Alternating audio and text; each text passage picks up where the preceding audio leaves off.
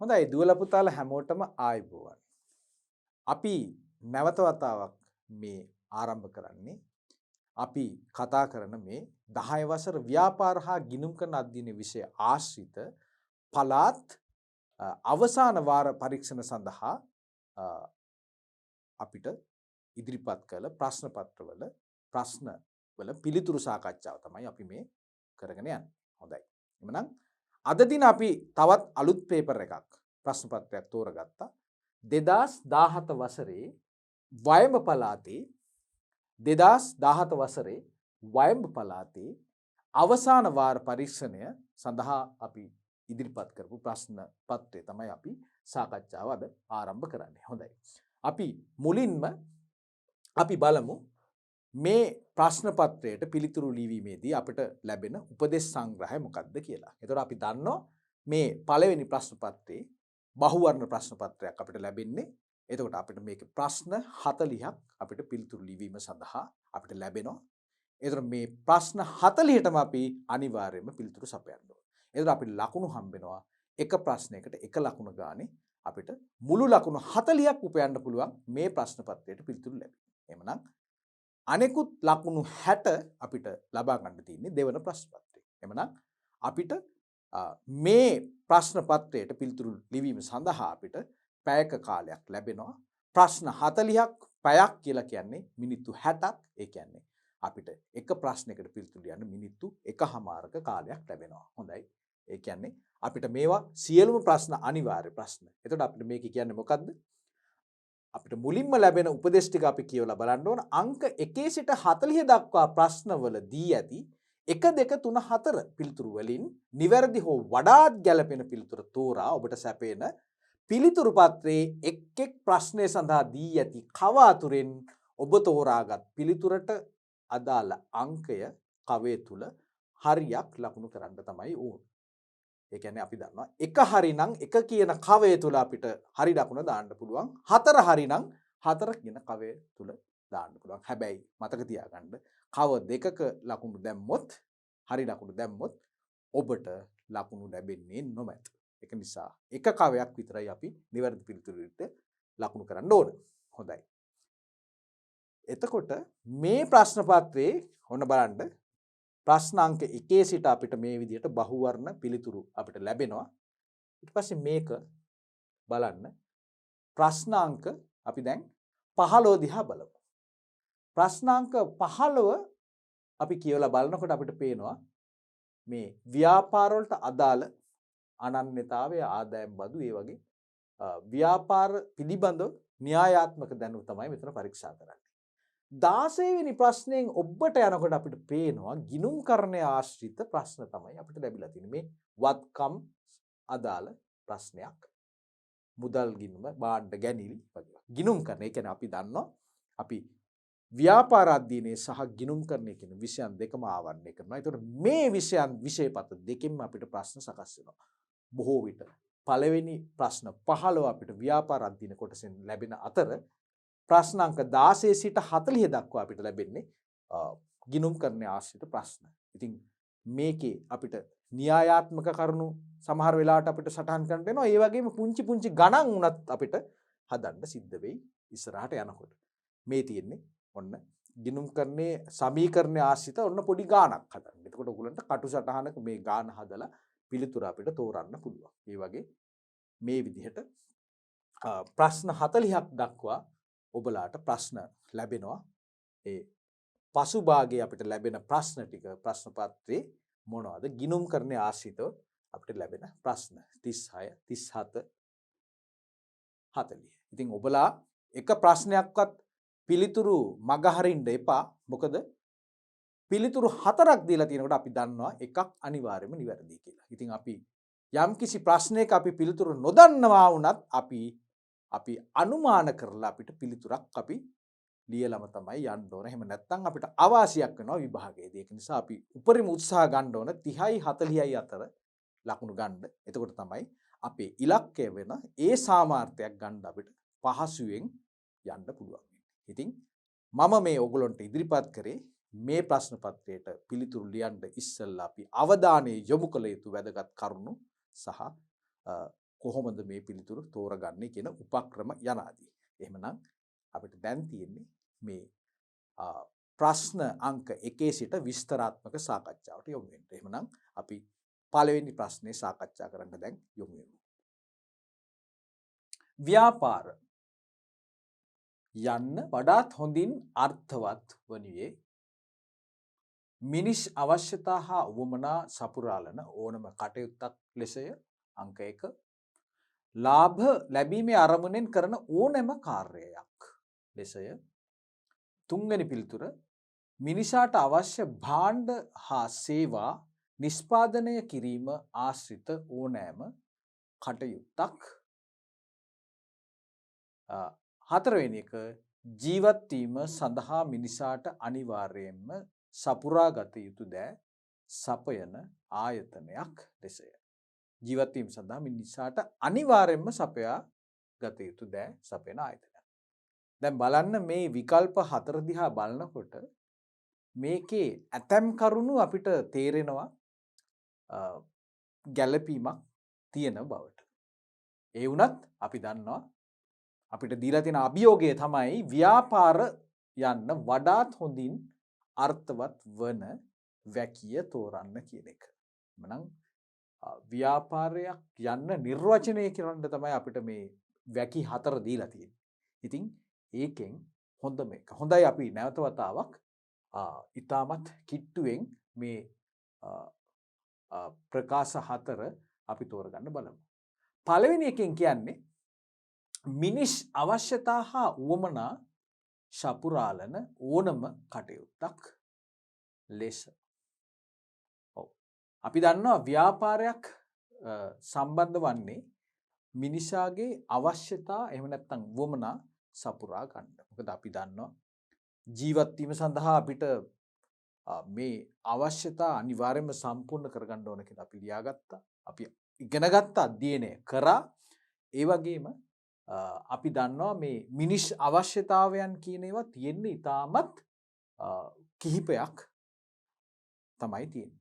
ඉතින් එතකොට නමුත් මේ මිනිස් අවශ්‍යතා ඉෂ්ට කරගන්න පුළුවන් විකල්ප මාර්ග ගොඩක් තියෙනවා. ඒවට අපි කියනවා උවමනාවන් කියලා තමයි කියන්නේ. ඉතින් අපි දැනගත්ත දේ තමයි අපේ මිනිසාගේ ආරම්භක යුගය ගත්තොත් එහෙම අපි දැක්කා ඉතාමත් සරල අවශ්‍යතාවයන් 14ක් විතරයි තිබ්බේ. ඉස්සෙල්ලම 3ක් වුණා. ඊට පස්සේ 3 තව පොඩ්ඩක් වැඩි වුණා. ඒ කියන්නේ ආහාර නිවාස සහ ඇඳුම් කියන මූලික අවශ්‍යතාවයන් 3 තමයි අපි ඉතාමත් ප්‍රාරම්භ යුගයේදී දැක්කේ. ඊට පස්සේ තමයි අපි දැක්කේ මිනිසාගේ දියුණුවත් සමග සංකීර්ණ වෙන්න පටන් ගත්තයින් පස්සේ මේ අවශ්‍යතාවයන් මේකට තවත් 14ක් එකතු වුණා. ගොඩක් නෙමෙයි.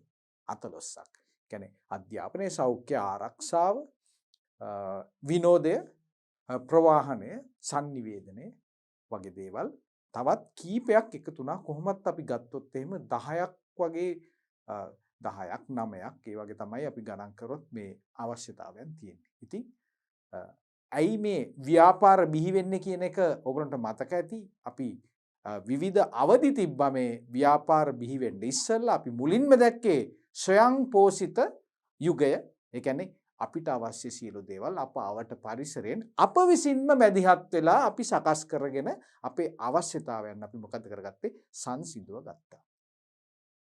ආහාර ටික, වාසස්ථානයක් අපි යම් කිසි ගල් ගුහාවක් හරි එහෙම නැත්නම් ගහක තියෙන අතු ඒවා මේවා භාවිතා කරලා පොල් අතු හරි අපි විසින් සකස් කරගන්න අපිට නිවස්නයක් අපි ජීවත් වීම සඳහා අපි විසින්ම හදාගත්තා. ඒ වගේම අපිට අවශ්‍ය ආහාර ටික එක්ක අපි දඩයන් කරලා එහෙම නැත්නම් කුඹුරක් හරි මොන හරි පුංචි වගාවක් කරලා අපේ පවුල් කුටුම්බයට අවශ්‍ය දේවල් අපි විසින් අපි නිෂ්පාදනය කරගන්න පටන් ගත්තා. ඒ වගේම යම් අපිට සේවාවන් කියලා ගොඩක් දේවල් තිබ්බේ නැහැ. නමුත් යම් දේවල් තිබ්බා.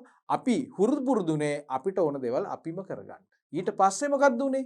මේ අවශ්‍යතාවයන් අපි කිව්වා ටික ටික සංකීර්ණ වෙන්න ගත්තා කියලා, වැඩි වෙන්න ගත්තා කියලා. ඊට පස්සේ තමයි මේ අර ව්‍යාපාරයක් බිහි වෙන්න පුළුවන් පසුබිම ටික ටික සකස් වෙන්න පටන් ගත්තේ.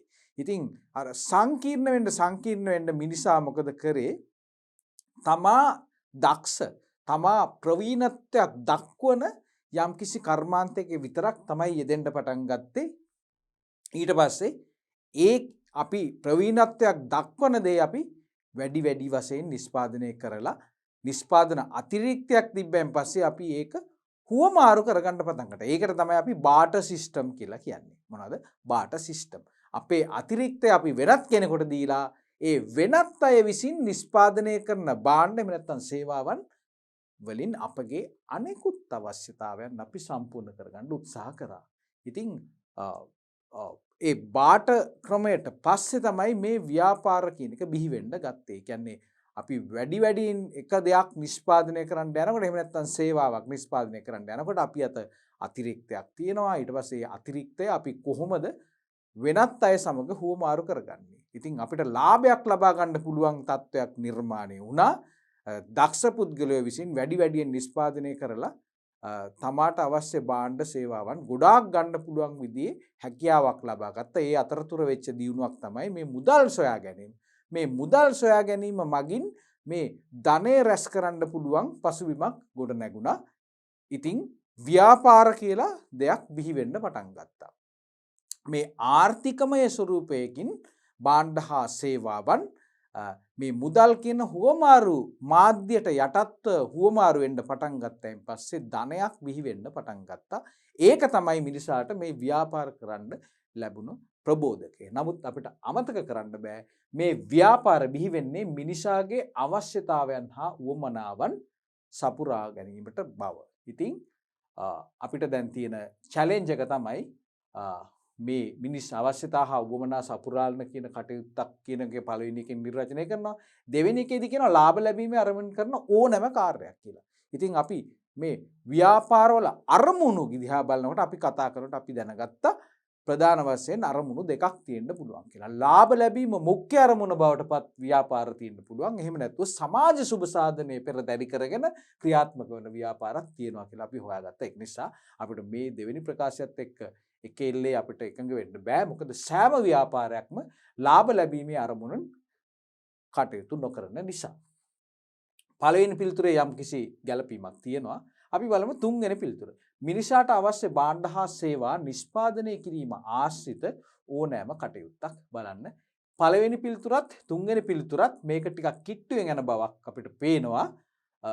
එතකොට මේ පළවෙනි පිළිතුරේ කෙලින්ම කියනවා මිනිස් අවශ්‍යතා හා උවමනාවන් පිළිබඳව. ඒක වැදගත් දෙයක්. හැබැයි තුන්වෙනි පිළිතුරෙත් ඒ දේම වෙනත් ආකාරයකින් කියවෙනවා මිනිසාට අවශ්‍ය භාණ්ඩ හා සේවාවන්. ඒ කියන්නේ අපේ එදිනෙදා ජීවිතේ අපේ කටයුතු කරන්න අපිට ජීවත් වෙන්න නම් අපිට අවශ්‍ය වෙන්නේ යම් භාණ්ඩ එහෙම නැත්නම් සේවාවන් කියන ඒ අවශ්‍යතාවයේ ඉෂ්ටවන මාධ්‍ය ගැන මේකේ වඩාත් නිර්වුල්ව කියවෙනවා. භාණ්ඩ හා සේවාවන් අවශ්‍යතාවයන් ඉෂ්ට වීමට සඳහා. එතකොට කිරීම ආශ්‍රිත නිෂ්පාදනය කිරීම ආශ්‍රිත ඕනම කටයුත්තක්. නිෂ්පාදනය කිරීම ආශ්‍රිත ඇයි නිෂ්පාදනය කරන්නේ මිනිසාට අවශ්‍ය භාණ්ඩ හා සේවාවන් තෘප්තිමත් කරගන්න. ඒක නිසා මේක අලෙවි කිරීම කියලා නැතත් අපිට ව්‍යංගයෙන් අපිට තේරෙනවා මේ නිෂ්පාදනය කරන්නේ අනෙකුත් පුද්ගලයන්ට මේක වාණිජමය කටයුත්තක් විදිහට ඕනෑම ආසිත ඕනෑම කටයුත්තක් විදිහට සේවා නිෂ්පාදනය කරන ආසිත ඕනෑම කටයුත්තක් ලෙස. කියන්නේ ආර්ථික කියන දේ කෙලින්ම මේකේ කියලා නැහැ මේ නිර්වචනය තුල. හතරවෙනි එක අපි බලමු. ජීවත් වීම සඳහා මිනිසාට අනිවාර්යයෙන්ම සපුරාගත යුතු දෑ සපයන ආයතනයක් ලෙස. ජීවත් වීම සඳහා මිනිසාට අනිවාර්යයෙන්ම සපුරාගත යුතු දෑ සපයන ආයතනයක් ලෙස. ඉතින් ජීවත් වෙන්න අපිට යම් දේවල් දෙනකොට එහෙම දෙන ඕනම ආයතනයක් ව්‍යාපාරික ආයතනයක් වෙන්නත් බෑ. එහෙම නේද? ඉතින් ඒක නිසා හතරවෙනි පිළිතුරත් අපිට එක එල්ලේ ඍජුව අපිට එකඟ වෙන්න බෑ. එහෙනම් අපිට ටිකක් හරි තියෙන්නේ පළවෙනි පිළිතුර සහ තුන්වෙනි පිළිතුර. ඉතින් අපි කිව්වා මේ තුන්වෙනි පිළිතුර වඩාත් ගැළපෙන පිළිතුරක් බවට පත් වෙනවා. මොකද මේ පළවෙනි පිළිතුරේ තියෙන දේවල් ඒ ආකාරයෙන්ම තුන්වෙනි එකේ සියලු දේවල් කියවෙන අතර ඊට අමතරව අපේ මේ භාණ්ඩ හා සේවා නිෂ්පාදනය කිරීම ආශ්‍රිත කටයුත්තක් කියලා තව දුරටත් ඒක විස්තර කිරීමට පෙළඹීමක් තියෙන නිසා අපිට මේ පිළිතුරු හතර ඇතුළෙන් අපිට තුන්වෙනි පිළිතුර නිවැරදි පිළිතුර විදිහට තෝරගන්න අපිට පුළුවන්. හොඳයි. එහෙනම් අපි බලමු දෙවැනි ප්‍රශ්නය. සඳලේකා මහත්මිය සඳසිරිගම මහා විද්‍යාලයේ ඉදිරිපිට ආපන ශාලාවක් පවත්වාගෙන යන කුඩා පරිමාණ ව්‍යාපාරිකයෙකි. මෙම ආපන ශාලාව මගින් සපුරාලන අවශ්‍යතාවයක් හා උවමනාවක් පිළිවෙලින් දැක්වෙන පිළිතුර වන්නේ. ඔව් අපි දකිනවා මේ වගේ ප්‍රශ්න නිතරම අපේ ප්‍රශ්න පත්‍රවල අහනවා. අනිවාර්ය ප්‍රශ්නයක් වගේ දෙයක් බවට පත් වෙලා තියෙනවා. සාමාන්‍ය පෙළ විභාගයේ තියෙන ප්‍රශ්න පත්‍ර ගත්තත් අනිවාර්යයෙන්ම මේ මිනිස් අවශ්‍යතාවයන් හා උවමනාවන් ආශ්‍රිත කුමක් හෝ ප්‍රශ්නයක් එක්ක ප්‍රශ්නයේ අපිට විස්තරාත්මකව ලියන ප්‍රශ්නයක් රචනාමය ප්‍රශ්නයක් එහෙම නැත්නම් මේ වගේ බහුවර්ණ ප්‍රශ්නයකට මේක සම්බන්ධ කරලා අපිට ප්‍රශ්නයක් අහනවා. ඉතින් ඒක නිසා අපිට ඉතාමත් හොඳ අවබෝධයක් තියෙන්න ඕන මේ මොනවද අවශ්‍යතාවයන් හා උවමනාවන් ගැන. ඒ කියන්නේ අපි මේ දෙක වෙන් කරගන්න පුළුවන් හැකියාවක් තියෙන්න ඕන. මොනවද අවශ්‍යතාවයන් කියන්නේ මොනවද උවමනාවන් කියන්නේ කියලා. ඉතින් අපි දන්නවා අවශ්‍යතාවයන් ඉෂ්ට කරගන්න විකල්ප ක්‍රම තමයි අපි උවමනාවල් කියලා කියන්නේ. ඉතින් ඒක නිසා අපිට දැන් තියෙන්නේ මේ අවශ්‍යතාවයන් වලට උදාහරණයක් දීලා තිනවා. වම් පැත්තෙන් දකුණු පැත්තෙන් උවමනාවන් වලට උදාහරණයක් දීලා තිනවා. ඉතින් ඒ වගේ අවශ්‍යතාවයයි උවමනාවයි ගැළපෙන පිළිතුර තමයි අපිට තෝරන්න සිද්ධ වෙන්නේ. හොඳයි. අපි බලමු පළවෙනි විකල්පය. පළවෙනි පිළිතුර මොකක්ද කියලා. තේ බීම. එතකොට මේක ඇතුලේ ඕගලන්ට පේනවද අවශ්‍යතාවයක් පෙන්නනවාද මේකේ? ඒ කියන්නේ අපිට පිළිවෙලින්නේ පෙන්වන්නේ. ඒ කියන්නේ මුලින්ම අපිට පෙන්වන පේලිය මේ තීරුවේ අපිට තියෙන්න ඕන මොනවාද? අවශ්‍යතාවයක්. එතකොට බලන්න තේ කියලා අවශ්‍යතාවයක් තියෙනවද? අපි ඉගෙනගෙන තියෙනවද තේ කියලා අවශ්‍යතාවයක්? අපි එහෙම එකක් ගැන දන්නේ නැහැ. තේ කියලා අවශ්‍යතාවයක් නැති නිසා අපිට මේ පිළිතුර ප්‍රතික්ෂේප කරන්න සිද්ධ වෙනවා. නමුත් අපි දන්නවා ආහාර කියලා අවශ්‍යතාවයක් තියෙනවා. හරි? ආහාර. ඊට පස්සේ ඒකට අදාළ උවමනාවත් අපිට පෙන්නනවා. එතකොට තේ කියන්නේ ආහාරවල කොටසක්ද? ඔව්. තේ කියන්නේ ආහාරවල කොටසක්. මොකද ආහාර කිව්වෙන් පස්සේ අපි කන බොන සියලු දේවල් අයත් වෙනවා. ඒ කියන්නේ පළතුරු අපි අඹ ගෙඩියක් ගත්තත් ඒක ආහාරයක්. එහෙම නැත්නම් අඹ යුස පානයක්. එහෙම නැත්නම් මිශ්‍ර පළතුරු පානයක්. ඒකිනුත් අපි ඉෂ්ට කරන්නේ අපේ ශරීරයට අවශ්‍ය පෝෂණය දෙන ආහාරයක් අපිට සැපේ. මේක නිසා පළවෙනි එකේ ආහාර කියන්නේ අපි දන්නවා අවශ්‍යතාවයක්. ඒ වගේම ආහාර අවශ්‍යතාවය ඉෂ්ට කරගන්න පුළුවන් විකල්ප ක්‍රමයක් තමයි තේ එකක් බොන එක. අපි සාමාන්‍යයෙන් ප්‍රායෝගිකවත් එහෙම කරනවා. අපිට බඩගින්නක් ආව වෙලාවක අපි සමහරවිට තේ එකක් බොනවා. එහෙම නැත්නම් කිරි තේ එකක් අපි බොනවා. ඒ වගේ පළතුරු බීම එකක් බොන්න පුළුවන්. ඒ වගේ තියෙනවා. ඉතින් තුන්වෙනි පිළිතුර ගත්තොත් එහෙම නැවත වතාවක් තේ ඇවිල්ලා තියෙන හන්දා අපි නැවත වතාවක් අපි මේ පිළිතුරත් ප්‍රතික්ෂේප කරනවා. හතරවෙනි එක බීම කියලා තියෙන නිසා ඒකත් ප්‍රතික්ෂේප කරනවා. එහෙමනම් අපි තෝරගන්නේ මෙන්න මේ දෙවන විකල්පය තමයි අපේ පිළිතුර බවට පත් වෙන්නේ. හොඳයි. අපි බලමු තුන්වෙනි ප්‍රශ්නය මොකක්ද කියලා. තුන්වෙනි ප්‍රශ්නය ජීවත් වීම සඳහා මිනිසා අනිවාර්යයෙන්ම කියලා මේ අපි කියන මේ ප්‍රකාශය අපි සම්පූර්ණ කරන්න ඕන තේරුමක් එන විදිහට. ජීවත් වීම සඳහා මිනිසා අනිවාර්යයෙන්ම පාරිභෝගිකයෙකු විය යුතුය. ඒකේ තේරුමක් තියනවද? සත්‍යතාවයක් තියනවද? හොඳයි අපි උත්තරයක් දෙන්නේ නැතුව අපි පරීක්ෂා කරලා බලමු ඊළඟ පිළිතුර මොකක්ද කියලා. ජීවත් වෙන්න නම් අනිවාර්යයෙන්ම තම අවශ්‍යතා සපුරා ගත යුතුයි. ඔන්න අපිට කිට්ටු පිළිතුරක් ලැබෙනවා. අපිට පිළිගන්න පුළුවන් පිළිතුරක් විදිහට අපිට විකල්පයක් විදිහට දෙවෙනි පිළිතුර විකල්පය අපි తాවකාලිකව අපි හඳුන ගන්නවා. තුන්වෙනි එකත් අපි බලමු. ජීවත් වීම සඳහා මිනිසා අනිවාර්යයෙන්ම ව්‍යාපාරයක නිරත විය යුතුය. සෑම පුද්ගලයෙක්ම ජීවත් වෙන්න ව්‍යාපාරයක් කරන්න ඕනද? එහෙම කියනවද අපි? නෑ. ඒක හන්දා තුන්වන විකල්පයත් අපි තෝරගන්නේ නෑ. අපි ඒකට කැමැත්තක් දක්වන්නේ නෑ. හතරවෙනි එක තමයි නිෂ්පාදකයෙක්. සෑම පුද්ගලයෙක්ම නිෂ්පාදකයෙක් වෙන්න අවශ්‍යම කියලත් නෑ. හැබැයි දෙවන පිළිතුර ඕනම කෙනෙක් තමාට ජීවත් වෙන්න නම් තමාට තියෙන මේ මූලික අවශ්‍යතාවයන් ඉෂ්ට කරගන්න ඕනේ. එහෙම නැත්නම් අපි මිය යන්න පුළුවන්.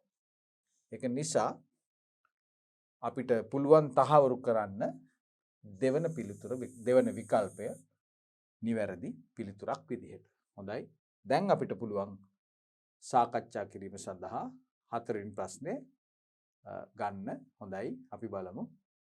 භූමිය නැමැති නිෂ්පාදන සාධකය. අපිට මේ ප්‍රශ්නය අපිට අහන්නේ නිෂ්පාදන සාධක වලට අදාළව භූමිය නැමැති නිෂ්පාදන සාධකයට අයත් දෑ පමණක් අඩංගු නොවන ඔන්න මතක තියාගන්න. පටලව ගන්න එපා. අපිට කියනවා ප්‍රශ්න පත්‍රයේ තියෙන ප්‍රශ්න වලට නිසි අවධානයක් යොමු කරන්න කියලා. ඉතින් මෙතන අඩංගු නොවන කියන වචනේ තමයි පාවිච්චි කරලා තියෙන්නේ. ඒක හන්ද ඔයගොල්ලෝ මේක පටලව ගන්න එපා. එhmenan භූමිය නැමැති නිෂ්පාදන සාධකයට අයත් දෑ පමණක් අඩංගු නොවන. ඒ කියන්නේ මේ අපිට දීලා තියෙනවානේ මේ හතරක් විකල්ප හතරක් දීලා තියෙනවා. ඒක හතරේ තියෙනවා උදාහරණ දීලා. උදාහරණ ගොන්නක් දීලා තියෙනවා. එකක් නෙමෙයි කීපයක්. උදාහරණ ගොන්න බැගින් දීලා තියෙනවා. එතකොට භූමියට පමණක් අපි දන්නවනේ නිෂ්පාදන සාධක කිව්වයින් පස්සේ හතරක් තියෙනවා. හැබැයි ඒක දැනගන්න නැත්නම් මේකට අපිට පිළිතුරක් ලියන්න බෑ. නිෂ්පාදන සාධක කිව්වෙන් පස්සේ දන්න දෙයක් කියලා හිතේ වැඩ කරොත් විතරක් අපිට මේක පිළිතුරු ලියන්න බෑ. අපිට නිවැරදි විදිහට නිෂ්පාදන සාධක කියන්නේ මොනවද කියන එක අපිට මේ අවස්ථාවේදී අපේ මනසට එන්න ඕන. අපේ මනසට එන්න ඕන මොනවද? නිෂ්පාදන සාධක කියන්නේ මොනවද කියලා. ඔබලාගේ මනසට එනවද නිෂ්පාදන සාධක කියන්නේ මොනවද කියලා?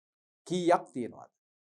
ඉතින් අපි දන්නවා නිෂ්පාදන සාධක කියලා කියන්නේ භාණ්ඩයක් එහෙම නැත්නම් සේවාවක් නිෂ්පාදනය කිරීම හෝ සේවාවක් සැපයීම සඳහා අපිට අවශ්‍ය සාධක ගොන්නට තමයි අපි කියන්නේ නිෂ්පාදන සාධක කියලා.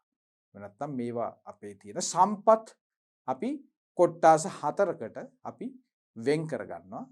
ඉතින් ඕනම භාණ්ඩයක් එහෙම නැත්නම් ඕනම සේවාවක් අපි නිෂ්පාදනය කිරීම හෝ සැපයීම ගැන අපි කතා කරනකොට අපිට නිෂ්පාදන සාධක ගැන තමයි අපි අවශ්‍යයෙන්ම කතා කරන්නේ. ඉතින් ඕනම අමුද්‍රව්‍යයක් ඕනම ද්‍රව්‍යයක් අපි නිෂ්පාදනය සඳහා භාවිත කරන මේ හතරෙන් එකකට අපිට වර්ග කරන්න පුළුවන්. මොනවද මේ හතර? අපි කියවමු. පළවෙනි එක තමයි භූමිය. මේ ප්‍රශ්නේ කියන්නේ භූමිය ගැන. දෙවෙනි එක තමයි ශ්‍රමය, ප්‍රාග්ධනය, ව්‍යවසාය. භූමිය, ශ්‍රමය, ප්‍රාග්ධනය, ව්‍යවසාය. එහෙනම් ඔන්න ඔය හතර තමයි තියෙන්නේ. ඉතින් මේ හතරට අපි උදාහරණත් අපි දන්නවා මොනවද කියලා. අපි ඉගෙනගෙන තියෙනවා අපේ පෙළ පොතේ පැහැදිලිවම දක්වලා තියෙනවා. භූමිය කියලා කියන්නේ මොනවද? භූමිය කියලා කියන්නේ අපිට ස්වභාව ධර්මයෙන් අපිට ලැබිලා තියෙන සම්පත් තමයි අපි භූමිය කියන සම්පත් ගණයට අපි සලකන්නේ. ඒ කියන්නේ ස්වභාව ධර්මයෙන් අපිට නිසංගයෙන්ම ඒ කියන්නේ අපිට වැඩි ආයාසයකින් තොරව අපිට මේවා හරියට අර නොමිලේ වගේ ලබා ගන්න පුළුවන්. දැන් අපි හුස්ම ගන්න හුස්ම ටික කොතනද තියෙන්නේ? මේ අප අවට තියෙන මේ වායු ගෝලයේ නේද? අපිට පොඩි සීතලක් දැනෙන්නේ අපිට ජීවත් වෙන්න රස්නේ නැතුව අපි හෙවණක් සීතලක් දැනෙන්නේ මේ වාතය නිසා. අපි හුස්ම ගන්නවා. ඊට පස්සේ අපිට වතුර ටිකක් බොන්න ඕන වුණොත් අපිට ඒ අවශ්‍යතාවය අපිට ඉෂ්ට කරගන්න පුළුවන්.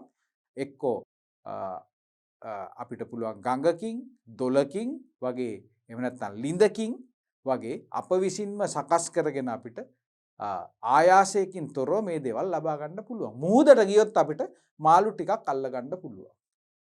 කවුරුත් මාළු විකුණන කරලා ඉන්න ඕනේ නැහැ. අප විසින්ම අපිට බිලි කොක්කක් අරන් ගිහිල්ලා අපිට මාළු ටිකක් අල්ල ගන්න පුළුවන්. ඒතර මුහුද ඇතුලේ තියෙන සම්පත්. පොළොව යට තියෙන සම්පත්. අපිට පුළුවන් මැණික් තියෙනවා නම් මැණික් මිනි මුතු ඒ වගේ දේවල් අපිට හොයාගන්න පුළුවන් මේ භූමියෙන්. ඉතින් ඒ වගේ දේවල් අපි භූමිය කියලා කියනවා. ශ්‍රමය කියලා කියන්නේ කායික සහ මානසික දායකත්වය. අපි දන්නවා භාණ්ඩයක් නිෂ්පාදනය කරනකොට කායික ශ්‍රමය අවශ්‍ය වෙනවා. නේද? ඔය ලේබරස්ලා අපි ගන්නවා කියලා කියන්නේ. ඔවුන් විසින් දහඩිය දාගෙන මහන්සි වෙලා භාණ්ඩ ඔසවලා භාණ්ඩ සකස් කරලා යන්ත්‍ර ක්‍රියාත්මක කරලා මේ වගේ ට්‍රාන්ස්පෝර්ට් කරලා එහෙම නැත්නම් වාහනයක් කෙලවලා පෝක් ලිෆ්ට් එකක් අපි ක්‍රියාත්මක කරලා නේද? ඒ වගේ විවිධාකාරයේ මේ කය වෙහෙසා කරන කටයුතු අපිට භාණ්ඩයක් එහෙම නැත්නම් සේවාවක් සම්පාදනය කිරීම සඳහා අපිට වැදගත් වෙනවා. ඒවට අපි කියනවා ශ්‍රමය කියලා. නේද? ඊළඟට අපි ප්‍රාග්ධනය කියලා කියන්නේ මිනිසාගේ මැදිහත් වීමකින් යුතුව අපි නැවත ප්‍රතිසකස් කරගන්නා දේවල් නේද? ඉතින් අපි ගත්තොත් එහෙම අපේ ව්‍යාපාරය කරගෙන යන්න අපි හිතමු අපිට මඩුවක් ඕන කියලා. එතකොට මඩුවක් අපිට සෝබා දහමෙන් හම්බෙන්නේ නැහනේ. නේද? සෝබා දහමෙන් අපිට මඩුවක් හම්බෙන්නේ නැහැ. අපිට හේවණක් වෙන විදිහට පොල්ලතු එහෙම නැත්නම් ෂීට් එහෙම නැත්නම් අමානෝ ෂීට් දාලා මේක වහගන්න විදිහට අපිට හදාගන්න සිද්ධ වෙනවා. විවිධාකාරයේ ද්‍රව්‍ය නැවත සකස් කරන ලද ද්‍රව්‍ය සිමෙන්ති උළු ඒ වගේ මේකට භාවිතා කරන දේවල් පවා මේ මිනිසා විසින් නැවත සකස් කරගත්ත ප්‍රතිසකස්කරණයට ලක් වෙච්ච දේවල් භාවිතයෙන් තමයි අපි කරන්නේ. එහෙමනම් අන්න ඒ වගේ මිනිසාගේ මැදිහත් වීමකින් යුතුව අපි නැවත සකස් කරගත්ත යම් ද්‍රව්‍ය වගේ දේවල් භාණ්ඩ අපි නිෂ්පාදනයේදී අපි භාවිතා කරනවා නම් ඒවට අපි කියනවා ප්‍රාග්ධනය කියලා. ගොඩනැගිල්ලක්, යන්ත්‍රයක්, වාහනයක් මේ වගේ දේවල් එහෙම නැත්නම් කාර්යාල උපකරණ, ලී බඩු මේ වගේ දේවල් අපි කියන්නේ ප්‍රාග්ධනය කියලා තමයි අපි. එහෙම නැත්නම් අපි යොදන මුදල් වලටත් අපි ප්‍රාග්ධනය කියලා කියනවා. ඒ වගේම අන්තිමට එහෙමනම් තියෙන්නේ ව්‍යවසාය කියලා කියන්නේ මේ ව්‍යාපාර නිෂ්පාදන සාධක සංවිධානය කිරීමේ හැකියාව. ඒක හැමෝටම නැහැ. එහෙම නැත්නම් ව්‍යාපාරිකයා කියන්නේ යම්කිසි ව්‍යාපාරික දෘෂ්ටියක්, දක්ෂතාවයක් තියෙන මේ සම්පත් කළමනාකරන හැකියාවක් තියෙන පුද්ගලයෙකුට තමයි අපි කියන්නේ ව්‍යවසායකයා කියලා. ඉතින් ව්‍යවසායකයා කරන්නේ තමාගේ තියෙන මානසික හැකියාව භාවිතා කරමින් මේ නිෂ්පාදන සාධක මනා ලෙස සංවිධානය කරමින් සංයෝජනය කරමින් යම්කිසි භාණ්ඩයක් හෝ සේවාවක් නිෂ්පාදනය කිරීමේ සංකල්පයක් බිහි කරලා මේ ඊට ඒ ව්‍යාපාර කටයුත්ත කිරීමට අවශ්‍ය සම්පත් ටික අපි ඒකරාශී කළා සංවිධානය කරලා යම්කිසි නිෂ්පාදන එහෙම නැත්නම් සේවා සැපීමේ කාර්යයක් සංවිධානය කිරීම. එහෙනම් ඔන්න අපි දැන් නිෂ්පාදන සාධක 4 ගැනම අපි ඉතාමත් කෙටියෙන් සාකච්ඡා කරා. එහෙනම් දැන් අපි මේ ප්‍රශ්نين මොකක්ද අහන්නේ? මේ දීලා තියෙන උදාහරණ ඇතුලේ ඔය අපි කතා කරපු නිෂ්පාදන සාධක 4ටම අයත් දේවල් තියෙනවා නම් ඒ පිළිතුර අපිට තෝරගන්න බෑ. මේකේ අපෙන් අහන්නේ මොකද්ද? භූමිය නැමැති නිෂ්පාදන සාධකයට අයත් දෑ පමණක් අඩංගු නොවන පිළිතුර තමයි තෝරන්න ඕනේ. ඒකයි මම කිව්වේ ඒකෙත් අනිත් පැත්ත. එහෙමනම් අපෙන් බලාපොරොත්තු වෙන්නේ භූමියට අයත් උදාහරණ ටිකක් තියෙන විකල්පේ නෙමෙයි. අන්න ඒක මතක තියාගන්න. ගොඩක් අයට මේක අනිත් පැත්තට උත්තර දෙන්න හදනවා. මේ ප්‍රශ්නේ හරියට කියන්නේ නැතු. ඒක නිසා මේ වන නොවන කියන ඒ වගේ වචන පිළිබඳ ඉතාමත් සැලකිල්ලෙන් යුතුව අවධානයෙන් යුතුව විභාගයේදී කටයුතු කරන්න කියලා ඔන්න මම අවධාරණය කරනවා. හොඳයි. එහෙනම් භූමිය කියන නිෂ්පාදනයේට සාධකයට පමණක් අයත් නොවන දේවල් තමයි හොයන්න කියන්නේ. භූමිය කියන්නේ මොකක්ද කියලා මම කිව්වා. ඒතර බලන්න ඉඩම් පස ස්වාභාවික සම්පත්. උදාහරණ 3ක් තියෙනවා. මේ තුනම භූමිය කියන සාධකයට අයත් දේවල්. නේද? අඩංගු නොවන නෙමෙයි අයත් දේවල්. එහෙනම් ඒ වගේ අයත් දේවල් තිබ්බොත් ඒක අපි ප්‍රතික්ෂේප කරනවා. දෙවෙනි එකෙන් මොකද කියන්නේ? ස්වාභාවික සම්පත් පස වන සම්පත්. ස්වාභාවික සම්පත් කියලා කියන්නේ අපිට සෝබා දහමෙන් ලැබෙන දේවල්. පස කියන්නේත් අපිට ඉබේම ලැබෙන දෙයක්. වන සම්පත කියන්නේත් අපි ඕන කෙනෙකුට අපිට භුක්ති විඳින්න පුළුවන් ඒ වන සම්පත. හොඳයි. ඒකත් භූමිය කියන සම්පතට අයත් දෙකක් නිසා අපි මේ පිළිතුරත් අපිට බාර ගන්න බෑ. ඉඩම් වන සම්පත් පස. ආපහු අර මේවා මාරු වෙලා තමයි දීලා තියෙන්නේ. මේකත් අපිට ගණන් ගන්න බෑ. ඒකත් භූමිය කියන නිෂ්පාදන සාධකයට අදාළ උදාහරණ තමයි මේ තුනේම තියෙන්නේ. හතරවෙනි පිළිතුර අපි බලමු. මේකේ ඉඩම් තියෙනවා. ඉඩම් කියන්නේ අපි මේ භූමිය නැමැති නිෂ්පාදන සාධක ගණයට අයත් දෙයක්. මුදල් වන සම්පත්. අන්න මුදල් කියලා කියන්නේ ඒක අපි ප්‍රාග්ධනය කියන නිෂ්පාදන සාධකයට තමයි අපි අයත් කරගන්නේ. ඇයි මිනිසා විසින් සකස් කරගත්ත දෙයක් ඒක. නැවත සකස් කරගත්ත දෙයක්. මුදල් කියන එක අපි උපයන්න නම් අපි මොනවා හරි ව්‍යාපාරයක් එහෙම නැත්නම් රැකියාවක් සේවා සම්පාදනයක නිරත වෙලා ඉන්න ඕනේ. එහෙම කරලා තමයි අපි මේ කෘතිම දේ අපි හොයාගන්නේ. හැමෝටම මුදල් උපයන්න බෑනේ. එහෙම නේද? කුඩා දරුවෙකුට මුදල් උපයන්න බෑ. ආබාධිතයෙකුට බොහෝ විට මුදල් උපයන්න බෑ.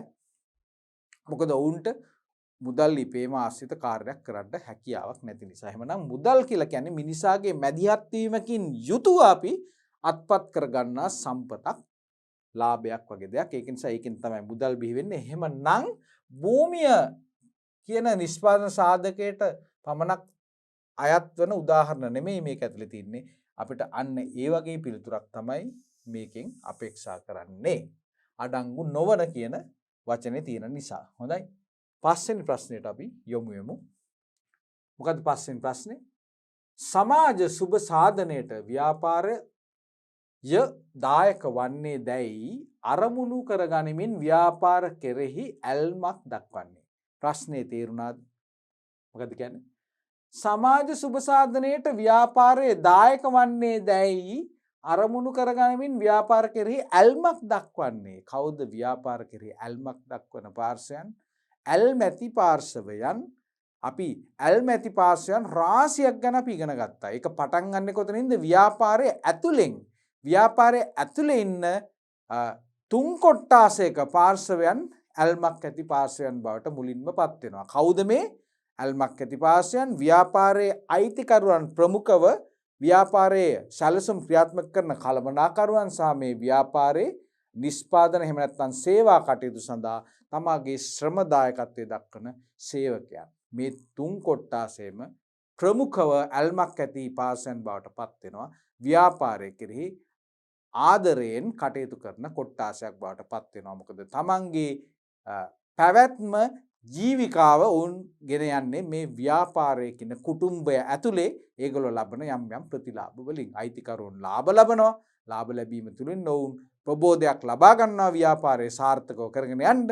ඒ වගේම කළමනාකරුවන් කියන්නේ ඒගොල්ලෝ මේ ව්‍යාපාරිකයන්ගේ අරමුණු ඉෂ්ට කරගන්න ප්‍රමුඛව කටයුතු කරන පුද්ගලයන්. ඔවුන්ගේ සැලසුම් ක්‍රියාත්මක කරමින් යටින් ඉන්න සේවකයන් සහ ගනුදෙනුකරුවන් මනා සම්බන්ධතාවයකට ලක් කරමින් මේ ව්‍යාපාරයේ තීරණ ගැනීමේ ක්‍රියාවලිය ඇතුළු සැලසුම් ක්‍රියාත්මක කිරීමේ කොටස කරන පුද්ගලයන්ට අපි කියනවා කළමනාකරුවන් සහ සේවකයන්. අපි දන්නවා කායික මානසික දායකත්වයේ දක්වන පුද්ගලයන් බොහෝ විට කායික දායකත්වයේ. ඊට පස්සේ ව්‍යාපාරයෙන් පරිබාහිරව තව ඉන්නවා ප්‍රජාව ගනුදෙනුකරුවන් සැපයුම්කරුවන් වගේ දේවල්. එහෙනම් මෙතනදී මොකක්ද අහන්නේ? සමාජ සුබ සාධනයට ව්‍යාපාරක දායක වන්නේ දැයි අරමුණු කරගනිමින් ව්‍යාපාර කෙරෙහි ඇල්මක් දක්වන්නේ. ඉතින් මේ ඇල්මක් ඇති පාර්ශවයන් ව්‍යාපාරයත් එක්ක කිට්ටුවෙන් කටයුතු කරන්න යම්කිසි අරමුණක් තියෙනවා. මං කිව්වනේ ව්‍යාපාරයේ අයිතිකරුවෝ ලාභ ලැබීමේ අරමුණෙන් තමයි බොහෝ විට ව්‍යාපාරේ මේ කටයුතු කරන්නේ, ඇල්මක් දක්වන්නේ. ඒ වගේම මේ ව්‍යාපාරයේ අඛණ්ඩ පැවැත්මක් තියෙයි කියන බලාපොරොත්තුවෙන් මේක දියුණු කරන්න බලාපොරොත්තුෙන් කටයුතු කරන අය. ඔවුන්ගේ අරමුණු. ඒ වගේම කළමනාකරුවන් කැමති හොඳ වැටුපක් ලබාගෙන හොඳ තත්ත්වයක් භුක්ති විඳින්මින් ව්‍යාපාරය තුළ සාර්ථක වෙන්න. ඊට පස්සේ ඕනනම් ඒ ව්‍යාපාරයේ අයිතිකරුවෙක් බවට පත් වෙන්න. එහෙම නැත්නම් ඊටත් වඩා ලොකු ව්‍යාපාරයක සේවය කිරීම සඳහා අවශ්‍ය අත්දැකීම් සම්භාරය ලබා ගන්න. ඒ වගේ විවිධ අරමුණු තියෙනවා. ඒතර එක කොට්ටාසයක් ඉන්නවා ඔවුන්ගේ අරමුණු මොකද්ද? සමාජ සුබ සාධනයට මේ ව්‍යාපාරයේ දායක වන්නේද කියන එක ගැන සොයා බලන්නත් පොඩි කාලයක් යොදවන ඇල්මක් ඇති පාර්ශවයන් ඉන්නවා. කවුද ඒ කියලා අහන්නේ? ව්‍යාපාරයේ සේවකයන්ද? නැහැ. සේවකයන් මේ සමාජ සුබ සාධනයට ව්‍යාපාරක දායක වන්නේදයි කියන එක ප්‍රබලව කටයුතු කරන අරමුණු කරන කොට්ටාසයක් නෙමෙයි. සේවකයන්ගේ බලාපොරොත්තු තියන්නේ තමා කරන වැඩට හොඳ වැටුපක් ප්‍රතිලාභ ලබා දෙයි. ඒ වගේම තමාගේ රස්සාවේ සුරක්ෂිතභාවයක් තියෙයි වගේ බලාපොරොත්තු තමයි ඔවුන් මේ ව්‍යාපාරයෙන් බලාපොරොත්තු වෙන්නේ. එහෙමනම් ඒක නෙමෙයි. ඒතර ප්‍රජාව කිව්වෙන් පස්සේ අපි දන්නවා මේ ව්‍යාපාරයක් අවට පරිසරයේ ජීවත් වෙන විවිධ පුද්ගලයන්ට තමයි අපි කියන්නේ ප්‍රජාව කියලා. ඉතින් ඔවුන් මේ ව්‍යාපාර සමග සහජීවනයෙන් කටයුතු කරන්නේ මේ ව්‍යාපාර විසින් යම්කිසි දායකත්වයක් තමාගේ වුවමනාවන් සහ අවශ්‍යතාවයන් ඉෂ්ට කරගන්න ලැබෙයි කියන බලාපොරොත්තුවත් එක්ක. ඒ කියන්නේ එක් පැත්තකින් භාණ්ඩයක් එහෙම නැත්නම් සේවාවක් නිෂ්පාදනය කරමින් මිනිස් අවශ්‍යතාවයක් සම්පූර්ණ කරනවා. ඊට අමතරව මේ ප්‍රජාව බලාපොරොත්තු වෙනවා මේ තමා අවට සමාජයේ පෙනුනට තියෙන මේ වගේ ව්‍යාපාර විසින් අර ආදර්ශමත් විදිහට තමාගේ ව්‍යාපාර කටයුතු කරගෙන යයි කියලා. ඇයි මම ආදර්ශමත් කියලා කියන්නේ? මොකද සමහර ව්‍යාපාර තියෙනවා මේ පරිසරය ගැන කිසිම තැකීමක් නැතිව මේ පරිසරයේ විනාශ වෙන විදිහට අපද්‍රව්‍ය පරිසරයට මුදා හරිමින් ඒ නීති රීති උල්ලංඝනය කරමින් කටයුතු කරන ව්‍යාපාර තියෙනවා. ඉතින් ඒ බඳු ව්‍යාපාර අපි අවට සමාජයේ තියෙනකොට අපි කිසිම කැමැත්තක් දක්වන්නේ අපි නීතියේ පිළිසරණ පතා ගිහිල්ලා අපි පැමිණිලි කිරීම වගේ දේවල් තුලින් මේ ව්‍යාපාරේ නිවැරදි මගට ගේන්න අපි උත්සාහ කරනවා. එහෙමනම් ප්‍රජාව මේ ඒ බලාපොරොත්තු අතර තවත් දෙයක් තමයි මේ ව්‍යාපාර මේ අවට ප්‍රජාවට යම් යම් දායකත්වයක් දක්වයි කියලා. සමාජ සුබ සාධන කටයුතු. උදාහරණයක් විදිහට අපි හිතමු ව්‍යාපාර විශාල ව්‍යාපාරයක් තියෙන අවට පාසලක් තියෙනවා නම් ඒ පාසලට පාසල් ශිෂ්‍යයන්ට උදව් කරන්න පුළුවන්. ඩෙස්ක් පුටු ටිකක් කරන් දෙන්න පුළුවන්. එහෙම නැත්නම් බස් හෝල්ට් එකේ පොඩි කුඩා මේකක් අපිට සෙවණක් හදන්න පුළුවන්. එහෙම නැත්නම් ටීවී එකක් හයි කරන්න පුළුවන්. ටීවී එකක් පරිත්‍යාග කරන්න පුළුවන්. මේ කටයුතු වලට අපි මොකද්ද කියන්නේ? සමාජ සුබ සාධන අපේක්ෂාවන්. ඉතින් මේ එහෙම නැත්නම් පොදු මිනිසුන්ට පොදුවේ යහපතක් කර යම්කිසි අවශ්‍යතාවයකට මූල්‍යමය දායකත්වයේ එහෙම නැත්නම් යම්කිසි දායකත්වයක් දෙයි කියන බලාපොරොත්තු තියෙනවා. එහෙමනම් කවුද මේ වගේ දේවල් වැඩිම බලාපොරොත්තු වෙන්නේ? කළමනාකරුවන්ද? නැහැ. කළමනාකරුවන් කියන්නේ ව්‍යාපාරය ඇතුලේ ඉන්න කට්ටිය. ඊට පස්සේ ගනුදෙනුකරුවන් මේ සමාජ සුබ සාධනයේ පිළිබඳ එතරම් තැකීමක් කරන්නේ නැහැ. ගනුදෙනුකරුවන් බලන් ඉන්නේ තමාට ගුණත්වයකින් යුතු සාධාරණ මිලකට භාණ්ඩයක් මේ ව්‍යාපාරයෙන් ලැබෙයි කියලා. ඒක නිසා අපිට මේ පිළිතුරේදී වඩාත් ගැළපෙන පිළිතුර තමයි මේ ප්‍රජාව කියන්නේ. ප්‍රජාව තමයි මේ සමාජ සුබ සාධනයට ව්‍යාපාර දායක වන්නේ දැයි යන අපේක්ෂාවෙන් යුතුව කටයුතු කරන්නේ. හොඳයි. අපි දැන් 6 වෙනි ප්‍රශ්නය සාකච්ඡා කිරීම සඳහා සූදානම් වෙනවා.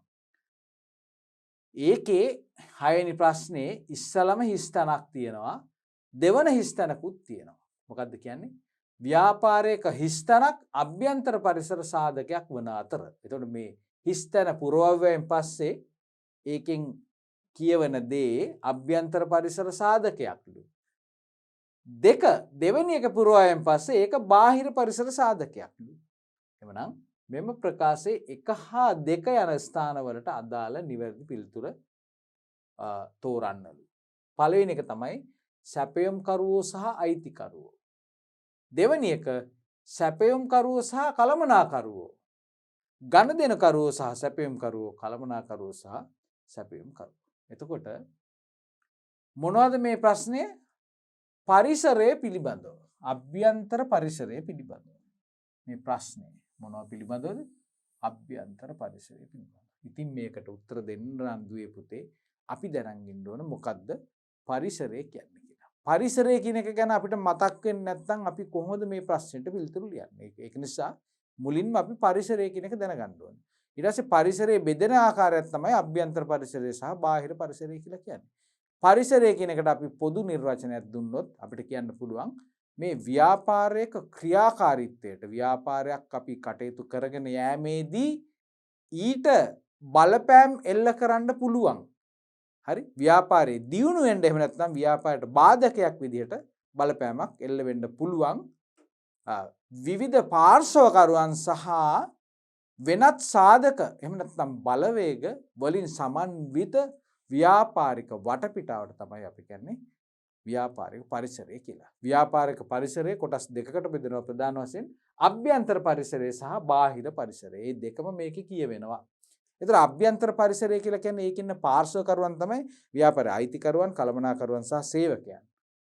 ඊට පස්සේ ඒකේ ඇතුලේ තියෙන වෙනත් සාධක කියලා කියන්නේ අපි දන්නවා මේ අයිතිකරුවන්ට තියෙන ප්‍රාග්ධාන ශක්තිය, ඊට පස්සේ අයිතිකරුවන්ගේ අත්දැකීම්, ඊට පස්සේ සේවකයන්ගේ පළපුරුදුකම්, සේවකයන්ගේ තියෙන ආකල්ප, යහපත් ආකල්ප, ඊට පස්සේ කළමනාකරුවන්ගේ දක්ෂතාවයන්, ඒගොල්ලන්ගේ පළපුරුද්ද, ඒගොල්ලන්ගේ තීරණ ගැනීමේ දක්ෂතාවය, ප්‍රවීණතාවය.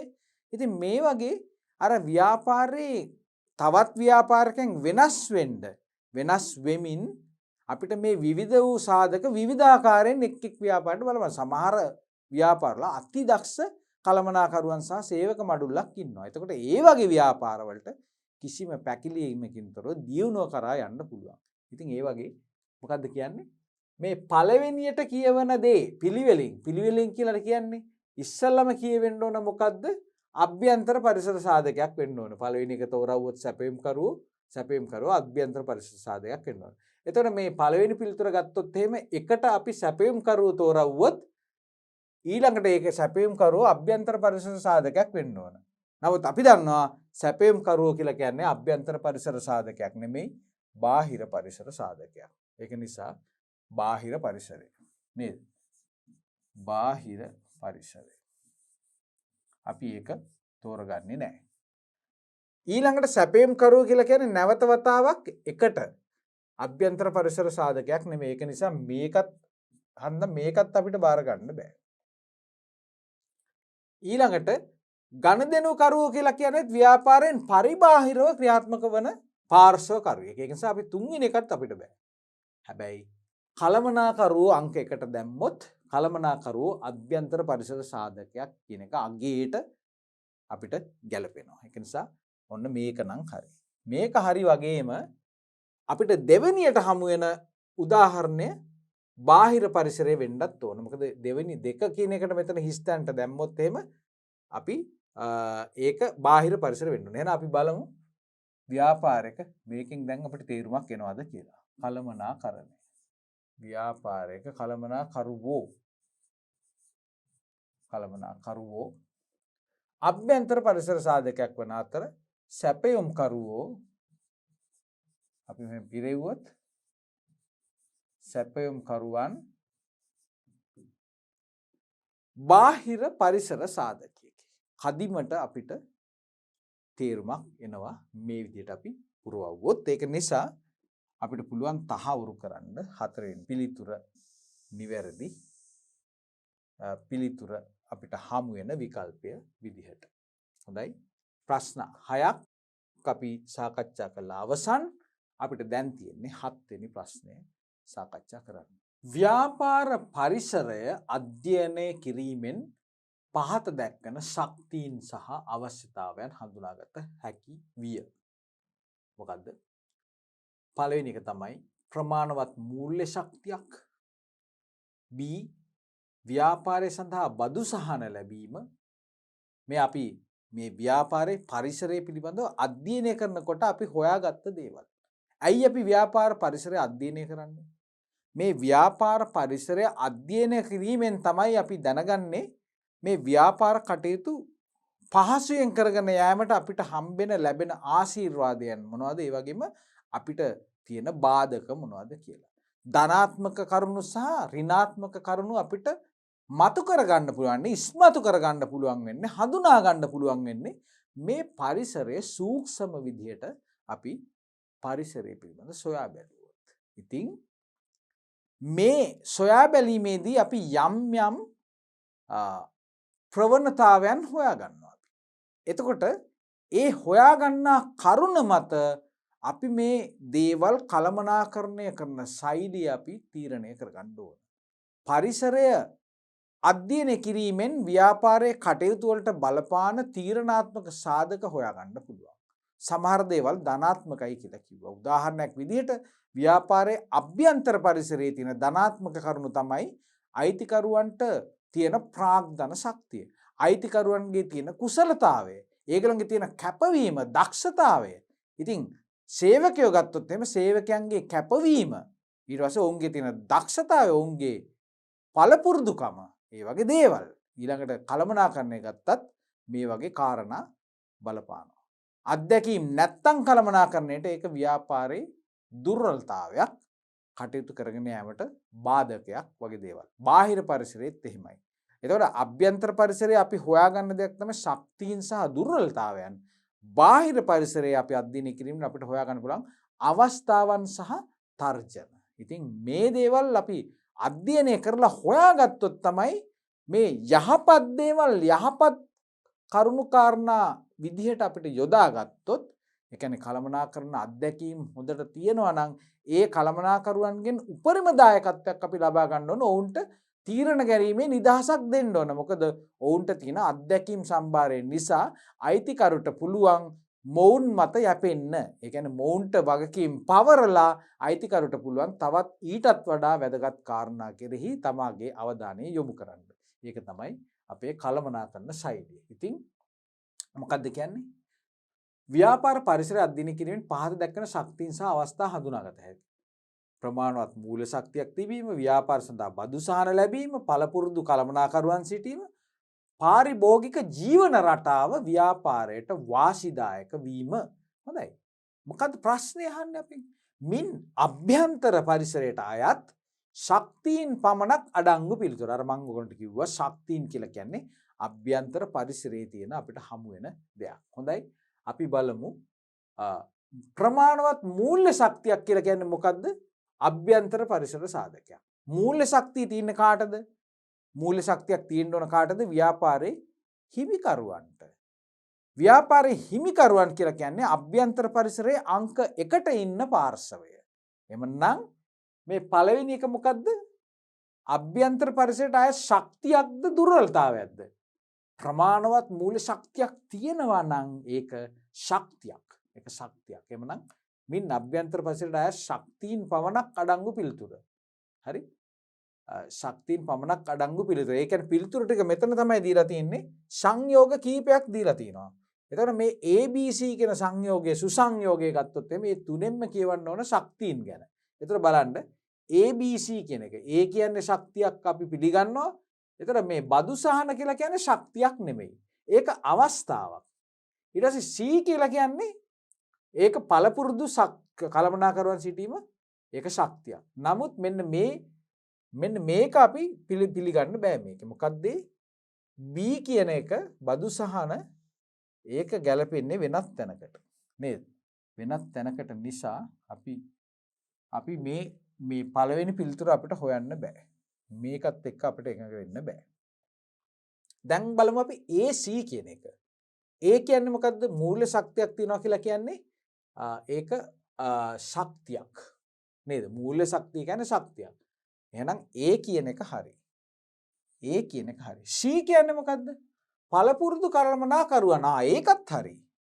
ඒකත් ශක්තියක්. අයිතිකරුවන්ගේ මූල්‍ය ශක්තිය, ප්‍රාග්ධන ශක්තිය කියන්නේ ව්‍යාපාරයේ ශක්තියක්. එහෙම නේද? ස්ට්‍රෙන්ත් එකක්. එතකොට අපි දැන් බලමු එහෙමනම් ඒ වගේම C කියලා කිව්වේ පළපුරුදු කර්මයි. ඒ කියන්නේ පළපුරුද්දක් තියෙන කළමනාකරුවන් කියන්නේ අභ්‍යන්තර පරිසරයේ ඉන්න කට්ටියක්. එවනම් මේ AC කියන පිළිතුර අපිට ඔන්න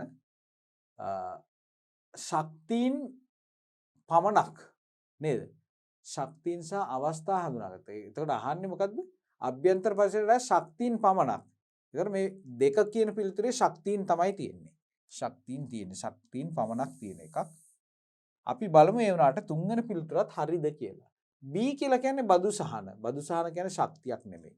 ඒ වගේම මේකෙත් B තියෙනවා. එහෙමනම් අපි මේ 3 4 පිළිතුරු අපි සලකා බලලා තේරුමක් නැහැ. එහෙමනම් අපි තහවුරු කරනවා අපි මෙන්න මේ දෙවන විකල්පේ නිවැරදි විකල්පයේ විදිහට. හොඳයි අපි දැන් බලමු 8 වෙනි ප්‍රශ්නේ.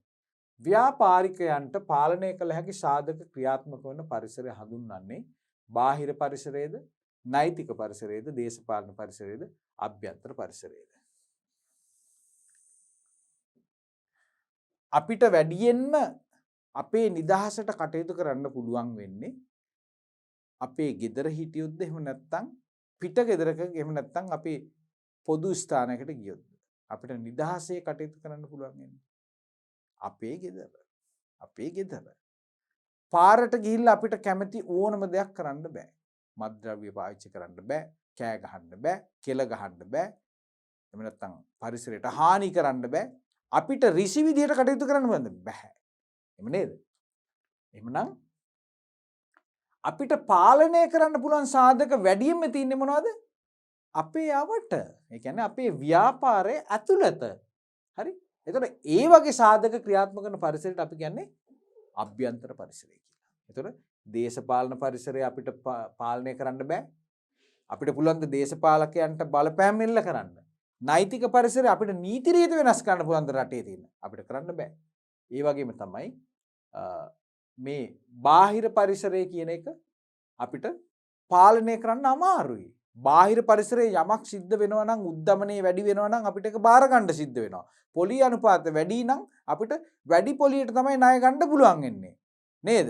ඉතින් ඒ වගේ මේ බාහිර පරිසරය අපිට පාලනය කරන්න බෑ දරුවනේ. ඒක නිසා අපි පිළිතුර අපිට අර මං කිව්ව මුලින්ම කිව්ව පිළිතුර අපිට වැඩිම පාලනය කරන්න පුළුවන් අපේ ගෙදර වගේ අපිට ගෙදර තමයි අපේ රජදහන. එහෙමනම් ව්‍යාපාරිකයන්ට පහසුවෙන්ම පාලනය කරන්න පුළුවන් ව්‍යාපාරයේ අභ්‍යන්තර පරිසරය. අභ්‍යන්තර පරිසරය කියලා කියන්නේ අයිතිකරුවෝ, කළමනාකරුවෝ සහ සේවකයෝ. හොඳයි අපි බලමු 9 වෙනි ප්‍රශ්නේ. රජයේ විසින් බැංකු ණය පොලිය අනුපාතිකය 2%කින් ඉහළ දැමීම අයත් වන්නේ නෛතික පරිසරයටය, දේශපාලන පරිසරයටය, ආර්ථික පරිසරයටය, තාක්ෂණික පරිසරයටය. මොකද අපි කිව්වේ? අපි ව්‍යාපාරික වටපිටාව තමයි අපි ව්‍යාපාරික පරිසරය කියලා කියන්නේ. එතකොට අපි කිව්වා ඒක ඇතුලේ විවිධ පාර්ශවකරුවන් සහ විවිධ බලවේග තියෙනවා කියලා. එතකොට මේ පොලි අනුපාතකය කියලා කියන්නේ මොකද්ද? මේක බලවේගයක්. මොකද පොලි අනුපාත ඍජුවම බලපානවා ව්‍යාපාරවල ක්‍රියාකාරීත්වයට. ඉතින් ඇතැම් අවස්ථාවල් වල මේ පොලි අනුපාතකයේ වෙනස් වීම ව්‍යාපාරවලට ආශිර්වාදයක් බවට පත් වෙනවා. ඇතැම් අවස්ථාවල ඒක තර්ජනයක් බවට පත් වෙනවා. එතකොට ව්‍යාපාරයක දෘෂ්ටි කෝණයකින් ව්‍යාපාරයක කෝණයකින් බැලුවොත් එහෙම නැත්නම් අපි හිතුවොත් එහෙම අපි ව්‍යාපාරයේ මූල්‍ය කළමනාකරු ෆයිනෑන්ස් මැනේජර් හරි හෙඩ් ඔෆ් ෆයිනෑන්ස් එහෙම පැත්තෙන් ගත්තොත් එහෙම මේ බැංකු පොලි අනුපාතකයේ ඉහළ දැමීම හොඳක්ද නරකක්ද? ව්‍යාපාරයක් ගත්තොත් එහෙම ව්‍යාපාරයක පුළුල් කිරීමට නැත්නම් ඇතැම් අවස්ථාවල් වල ව්‍යාපාරයේ එදිනෙදා කටයුතු කිරීමට අවශ්‍ය කාරක ප්‍රාග්ධනය නේද? අපි ඉංග්‍රීසියෙන් කියනවා වර්කින් කැපිටල් කියලා. ඒ කියන්නේ මිනිස්සුන්ට සේවකයන්ට පඩි දෙන්න, අමුද්‍රව්‍ය ටික ගන්න, ට්‍රාන්ස්පෝර්ට් එක කරන්න, ලයිට් බිල්, වතුර බිල් ගෙවන්න. මොකද භාණ්ඩ නිෂ්පාදනය කරලා එකපාරම අපිට විකුණන්න බෑ. අපිට මේවා සූදානම් කරන්න ඕන. අපි ස්ටොක් එකක් හදා ගන්න ඕන. ඉතින් මේ වගේ කටයුතු කරන්න ආදායම් එන්න ඉස්සෙල්ලා අපි යම් වියදම් කරන්න ඕන. ඉතින් අපිට අයිතිකරුගේ මූල්‍ය ශක්තියක් නැත්නම් අපිට සිද්ධ වෙනවා බැංකු ණය ගන්න. ඉතින් බැංකු ණය අඩු පොලියකට ගන්න පුළුවන් නම් තමයි අපි කැමති ව්‍යාපාරිකයන් විදියට, අයිතිකරුවන් විදියට, කළමනාකරුවන් විදියට අපි කැමති අඩු පොලියට ණය ගන්න පුළුවන් නම්. ඉතින් එහෙමනම් පොලි අනුපාතිකය ඉහළ පහළ යෑම කියන්නේ ව්‍යාපාරවල සාර්ථකත්වයට තීරණාත්මක සාධකයක්. හරි? ඒ ගැන කිසිම විවාදයක් නැහැ. එhmenan 10%ක පොලි අනුපාතකය ඉහළයයි. සාධකයේ තමයි පොලි අනුපාතකය ඉහළයයි. එතකොට බලපෑමක් එල්ල වෙනවා. දැන් අහන්නේ මොකද්ද? මේ පොලි අනුපාතිකය කියන්නේ කුමන පරිසරයද? කුමන පරිසර බලවේගයක්ද? මේක අභ්‍යන්තර පරිසරයේද? නැහැ. අපිට පොලි අනුපාත පාලනය කරන්න පුළුවන්ද? බැහැ. පොලි අනුපාත ව්‍යාපාරයෙන් බාහිර පරිසරයේ තියෙන දෙයක්. ඒ පොලි අනුපාතවල තියෙන වෙනස්කම් අපිට වැළඳ ගන්න සිද්ධ වෙනවා ඒ ආකාරයෙන්. අපිට කළමනාකරණය කරන්න සිද්ධ වෙනවා. එවනම් පොලි අනුපාත තියෙන්නේ බාහිර පරිසරයේ. ඒතකොට බාහිර පරිසරයේ දැන් මේකෙන් අපිට අහන්නේ මොකද්ද? හොඳ සුදුසු ගැළපෙන පිළිතුරක් හොයන්න. පොලි අනුපාතකයේ අයිති නෛතික පරිසරයටද? නැහැ. පොලි අනුපාතය කියලා කියන්නේ නීතියක් නෙමෙයි. ඒක නිසා පළවෙනි පිළිතුර අපි බාරගන්නේ නැහැ. නීතියක් නොවන නිසා. පොලි අනුපාතකයේ තීරණය කරන්නේ දේශපාලන පරිසරයේද? ඇමති කෙනෙක්ද පොලි අනුපාතය ඉහළ පහළ දාන්නේ? නැහැ. දේශපාලන පරිසරය නෙමෙයි පොලි අනුපාතය තීරණය කරන්නේ. පොලි අනුපාත තීරණය කරන්නේ අපේ රටේ තියෙන මුදල් වෙළඳපොළ සහ ප්‍රාග්ධන වෙළඳපොළ තියෙන ක්‍රියාකාරීත්වය අනුව තමයි පොලි අනුපාත තීරණය වෙන්නේ. ඒක අයිති වෙන්නේ ආර්ථික පරිසරයට. ආර්ථික පරිසරයට. හොඳයි. 10 වෙනි ප්‍රශ්න. පහත එක තීරුවේ රටවල් කීපයක්ද දෙක තීරුවේ රටවල් භාවිතා කරන මුදල් වර්ගද දැක්කේ. මොකද අපෙන් අහන්නේ? 1 හා 2 තීරු ගැලපූ විට ලැබෙන පිළිතුර තෝරන්න. දැන් මේක මොකද්ද වෙලා තියෙන්නේ? රටවල් තුනක් තියෙනවා මුදල් ඒකක තුනක් තියෙනවා කලවම් කරලා තමයි දීලා තින්නේ.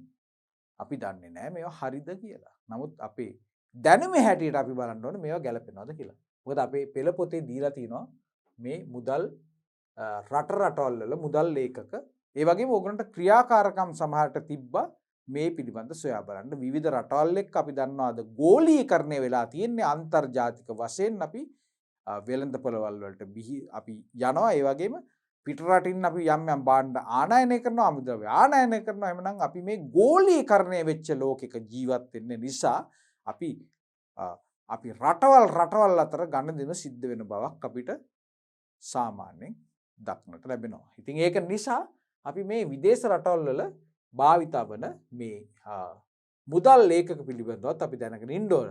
ඒක නිසා අපි බලමු මොනවද මේ කියලා මේ දෙක ගැලපෙන්නේ කොහොමද කියලා. ඇමරිකා එක්සත් ජනපදයේ තියෙන යෙන්ද පවුන්ද ඩොලර්ද? අපි දන්නවා ඇමරිකා එක්සත් ජනපදයේ තියෙන්නේ ඩොලර්. ජපානයේ මොනවද තියෙන්නේ? යෙන්. එහෙමනම් පළවෙනි එක C දෙවෙනි එක A. එහෙමනම් මහා බ්‍රිතාන්‍යයේ තියෙන්නේ පවුන්.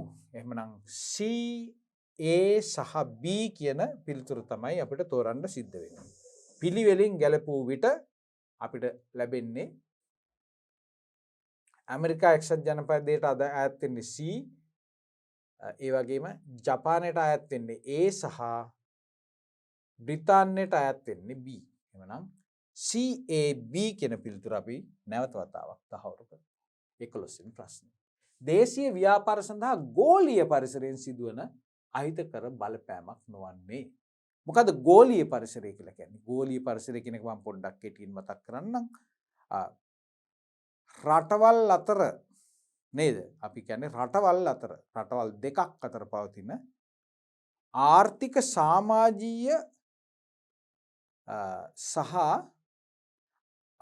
සංස්කෘතිමය සම්බන්ධතාවයන්. සංස්කෘතිකමය සම්බන්ධතාවයන්. ආර්ථික කරුණු නිසා අපි රටවල් අතර සම්බන්ධතාවයන් ගොඩනගා ගන්නවා. සමාජීය කටයුතු සඳහා යම් යම් සම්බන්ධතාවයන් ගොඩනගා ගන්නවා. සහ සංස්කෘතිමය වශයෙන් අපි බැඳීම් ඇති කර ගන්නවා. ඉතින් මෙන්න මේවට තමයි අපි කියන්නේ මොකද්ද? ගෝලීය පරිසරය කියලා. ඒ කියන්නේ අපි රටක් කියලා කිව්වොත් එහෙම අපි කියාගෙන ඉන්නේ දැන් ලංකාව කියන්නේ මෙන්න මේ කොටස කියලා. අපි දන්නවා මේක අපේ රට කියලා තමයි අපි ඒකට කියන්නේ. ඒකට ඉන්දියාව කියලා කියන්නේ තවත් රටක්. ඒකට මේ වෙළඳාමේදී අපි එහෙම නැත්නම් මේ ගෝලීකරණය නිසා අපි අන්‍යෝන්‍ය වශයෙන් බැඳිලා ඉන්නේ. අපි දන්නවා දැන් ඉතාමත් දුෂ්කර කාලයක් ගෙවන්නේ මේ කාලේදී අපිට විවිධාකාරයෙන් උදව් කරන්න එනවා ලෝකයේ තියෙන විවිධ රටවල්. අපිට ආධාර දෙන්න එනවා, අපිට තෙල් ටික දෙන්න එනවා. ඒ වගේම අපිට අවශ්‍ය වෛද්‍ය පහසුකම් ලබා දෙන්න ඇතම් රටවල් ඉදිරිපත් වෙනවා. අපිට අවශ්‍ය ප්‍රාග්ධනය සපයන්න, එහෙම නැත්නම් අපිට අවශ්‍ය ණය පහසුකම් ලබා දෙන්න අපිට ඉදිරිපත් වෙනවා වෙනත් රටවල්. එහෙමනම් මේ රටක් අතර තියෙන සම්බන්ධතාවය. එහෙම නේද? එහෙමනම් මොකද්ද කියන්නේ? මේ වගේ ගෝලීකරණය වෙච්ච පරිසරයක ව්‍යාපාර වලට සිදුවන අහිතකර බලපෑමක් නොවන්නේ. මේ ගෝලීකරණය නිසා දුවේ පුතේ අපිට තියෙන බලපෑම සමහර වෙලාවට හිතකර නැහැ. සමහර දේවල් හොඳයි. අපි ඔය කිව්ව හොඳ කාරණා ගොඩක් තියෙනවා. සමහර දේවල් වල ප්‍රතිඵලය එච්චර සුබදායක නැහැ, ගුණදායක නැහැ. අපිට විවිධාකාරයේ මේ අන්තර්ජාතික සම්බන්ධතාවයන් නිසා විවිධාකාරයේ බලපෑම් අපිට එල්ල වෙන්න පුළුවන්. උදාහරණයක් විදිහට අපි ගෝලීකරණය වුණායින් පස්සේ අපේ දේශීය කර්මාන්ත දියුණු කරන්න ඉතාමත් අමාරුයි. මොකද මේ ගෝලීකරණය වෙච්ච පරිසරයක අර විදේශ රටවල් වල ඉතාමත් ගුණත්වයෙන් ඉහළ භාණ්ඩ හා සේවාවන් ලැබෙනකොට අපේ පාරිභෝගිකයන් බොහෝ විට පෙළඹෙන්නේ ඒ වගේ අර හොඳින් නිර්මාණය වෙච්ච භාණ්ඩ ගන්න. එතකොට දේශීය වෙළඳපොලේ තියෙන අපේ රටේම අය නිෂ්පාදනය කරන ගුණත්වයෙන් අඩු දේවල් මිලදී ගන්න ඕන් පෙළඹෙන්නේ නැහැ. ඒතර අපේ රටේ තියෙන ඒ සම්පත් ටික විදේශ රටවල් වලට ඇදිලා යනවා. අපේ සල්ලි ටික විදේශ රටවල් වලට යනවා. භාණ්ඩ ආනයනයේ විදිහට අපි පිට රටින් භාණ්ඩ ගෙනාවෙන් පස්සේ ඒක නිසා දේශීය කර්මාන්ත බිඳ වැටෙන්න පුළුවන්. මේ වගේ හොඳ දේවල් වගේ නරක දේවලුත් තියෙනවා. එහෙමනම් අපෙන් අහන්නේ ගෝලීය පරිසරයෙන් සිදුවන අහිතකර බලපෑමක් නොවන්නේ, මං කිව්වා අහිතකර බලපෑමක් නොවන්නේ කියන එක ගැන අපි නේද? වන්නේ නෙමෙයි නොවන්නේ. මෙන්න මේක ගැන අවධානයෙන් යොමු කරලා තමයි අපි මේකට පිළිතුරු දෙන්න ඕනේ. එහෙමනම් අහිතකර බලපෑමක් නොවන්නේ කියලා කියන්නේ එහෙමනම් හිතකර දේවල් තමයි මෙතන තියෙන්නේ. අපි බලමු එන මේ හිතකර දේවල්ද තියෙන කියලා. දැඩි තරංගකාරීත්වයක් තියෙනවා කියන්නේ හිතකරද? තරංගකාරීත්වය කියන්නේ හිතකර නැහැ. අපිට තියෙන තර්ජනයක් නේද? දේශීය සංස්කෘතියේ අයහපත් වෙනස්කම් ඇතිවීම අහිතකර බලපෑමක් නොවන්නේ. අහිතකර නොවන එකක් තමයි හොයන්න ඕනේ. දේශීය සංස්කෘතියේ අයහපත් වෙනස්කම් ඇතිවීම. එහෙම වුණොත් ඒක අහිතකර බලපෑමක් වනවා, නොවනවා නෙමෙයි වනවා. පළවෙනි එකත් එහෙමයි. අහිතකර බලපෑමයි. දේශීය ව්‍යාපාරවල පැවැත්ම අස්ථාවර වීම.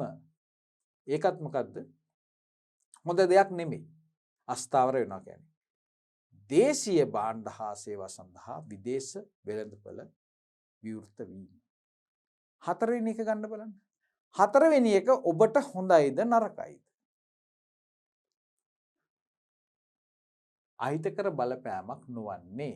ඔන්න ගෝලීකරණය නිසා අපිට විදේශ වෙළඳපොළවල් ලැබෙනවා. ඉතින් අපි හදන එළවලු ටික, එහෙම නැත්නම් අපි හදන හාල් පොල් ටික, ඒකේ අතිරික්තයක් අපිට පුළුවන් නම් ඒකෙන් මොන හරි නිෂ්පාදනයක් හදලා විදේශ වෙළඳපොළට දාන්න අපිට පුළුවන් ඒකෙන් අපනයන ආදායමක් ලබා ගන්න.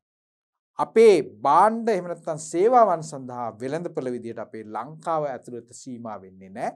අපිට ජාත්‍යන්තර වෙළඳපොළටත් ප්‍රවිෂ්ඨ වෙන්න පුළුවන්. එවනම් මේක මොකද්ද? මේක ගෝලීකරණයේ අහිතකර බලපෑමක් නොවේයි, හිතකර බලපෑමක්. අවස්ථාවක් බවට පත් වෙනවා. අපනයනය සඳහා යොමු වෙන්න අපිට ඔන්න කදිම අවස්ථාවක් ලැබෙනවා ගෝලීකරණය නිසා. එහෙනම් අපි හතරවෙනි පිළිතුර තෝරමු. මේක තමයි අහිතකර බලපෑමක් නොවන එකම සාධකය. හොඳයි. අපිට දැන් පුළුවන් 12 වෙනි ප්‍රශ්නයට යොමු වෙන්න. 12 වෙනි ප්‍රශ්නය. හිමිකාරත්වයේ මත ව්‍යාපාර සංවිධාන වර්ග කිරීමේදී පෞද්ගලික අංශයේ ව්‍යාපාර සංවිධානවලට අයත් ව්‍යාපාර සංවිධානයක් නොවන්නේ. අපි ඉගෙන ගත්තා ව්‍යාපාර වර්ගීකරණයේ හිමිකාරත්වය අනුව අපි දන්නවා පෞද්ගලික අංශයේ ව්‍යාපාර තියෙනවා, අනිත් පැත්තෙන් රාජ්‍ය අංශයේ ව්‍යාපාර තියෙනවා. රාජ්‍ය අංශයේ ව්‍යාපාර කියලා කියන්නේ රාජ්‍ය දෙපාර්තමේන්තු, සංස්ථා, රාජ්‍ය සමාගම් සහ අමාත්‍යාංශ, පළාත් සභා වගේ දේවල්. පළාත් පාලන ආයතන. අනිත් පැත්තෙන් ගත්තොත් එහෙම පෞද්ගලික අංශය ගත්තොත් එහෙම අපි දන්නවා පෞද්ගලික අංශය තියෙනවා කේවල, හවුල් ව්‍යාපාර, සංස්ථාපිත සමාගම්, සමිති සංවිධාන සහ සමුපකාර සමිති කියන පස්වැදෑරුම් ව්‍යාපාර සංවිධාන අපිට හමු වෙන්නේ මොන අංශයේද? පෞද්ගලික අංශයේ. එවනම් පෞද්ගලික ඒ කියන්නේ හිමිකාරත්වයේ මත කියන්නේ ව්‍යාපාරවල අයිතිය මත අපි වර්ග කරන්නේ පෞද්ගලික සහ රාජ්‍ය කියලා. එhmenan මේ පෞද්ගලික අංශයේ ව්‍යාපාර සංවිධාන වලට අයත් ව්‍යාපාර සංවිධානයක් නොවන්නේ. ඔන්න දැන් ඊළඟ උත්තර හතරෙත් පෞද්ගලික අංශයට විතරක් අයිති නැති පිළිතුරක් තියනවලු. අන්න ඒක තමයි තෝරන්න කියන්නේ. ගැළපෙන්නේ නැති දේ. නේද? එහෙනම් හවුල් ව්‍යාපාර කියලා කියන්නේ පෞද්ගලික අංශය. හවුල් ව්‍යාපාර කියලා කියන්නේ පෞද්ගලික අංශය. සංස්ථාපිත සමාගම් කියන්නේත් පෞද්ගලික අංශය. රාජ්‍ය සංස්ථා පෞද්ගලික අංශයේද? නැහැ. සම්පකාර සමිති පෞද්ගලික අංශයේද? ඔව්. එහෙමනම් අපි තෝරන පිළිතුර තමයි නොගැලපෙන පිළිතුර තමයි රාජ්‍ය සංස්ථාව. මොකද අපි දන්නවා රාජ්‍ය සංස්ථාවක අයිතිය 100%ක් තියෙන්නේ රජයේ සතුව. රජයේ සතුව. හොඳයි. එමනම් අපි බලමු 13 වෙනි ප්‍රශ්නය. වංචා වැළැක්වීමේ ආඥාපනතට අනුව හවුල් ව්‍යාපාරයක් ලිඛිත ගිවිසුමක් යටතේ පවත්වාගෙන යා යුතු බවට අදාළ නිවැරදි නිර්ණායක වන්නේ හවුල් ව්‍යාපාරයේ ආරම්භක ප්‍රාග්ධනයේ රුපියල් 1000ට වඩා වැඩිවීමද? අන්න අපිට පිළිතුරු ලැබෙනවා. අපිට මතකයි මේක තමයි අපේ පෙළ පොතේ න්‍යායාත්මක කරුණු යටතේ අපිට කියන්නේ යම්කිසි ව්‍යාපාරයක හවුල් ව්‍යාපාරයක ආරම්භක ප්‍රාග්ධනය රුපියල් 1000ට වඩා වැඩි නම් අපිට ඒ වගේ ව්‍යාපාර මොකද්ද කරන්න ඕන?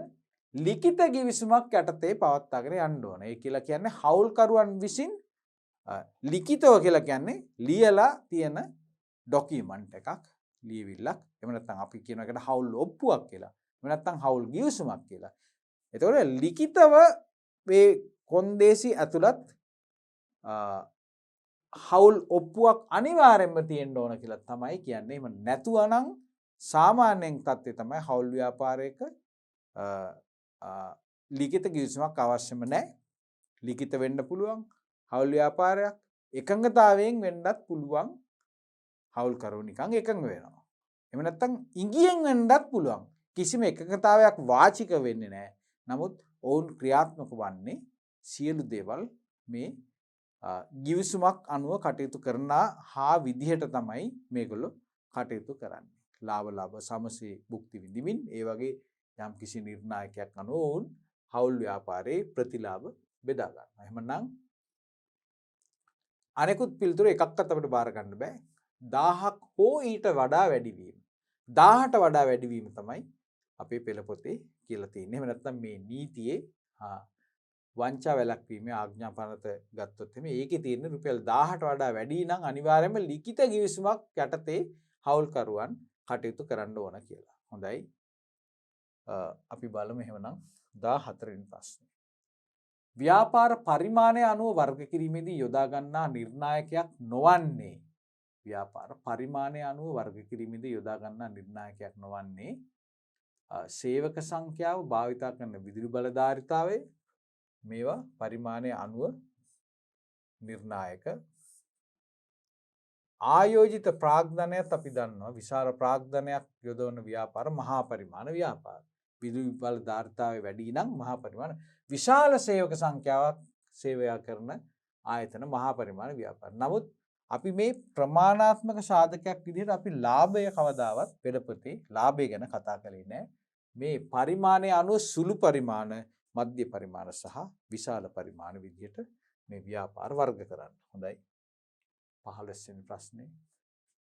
කීර්තිසේන බණ්ඩාර ඔහුගේ සිල්ලර වෙළඳ සැල කීර්ති ස්ටෝර්ස් නමින් අදාළ පළාත් සභාවේ ව්‍යාපාර නාම ප්‍රඥාප්තිය යටතේ ලියාපදිංචි කර ඇත. ලියාපදිංචි කරලා තමයි තියෙන්නේ මේ ව්‍යාපාරේ නේද? කීර්ති ස්ටෝර්ස් කියන නමින්. මින් ඔහුගේ ව්‍යාපාරයට අත්පත් කරගත හැකි ප්‍රතිලාභයක් වන්නේ හොඳ දෙයක් වන්නේ කුමක්ද?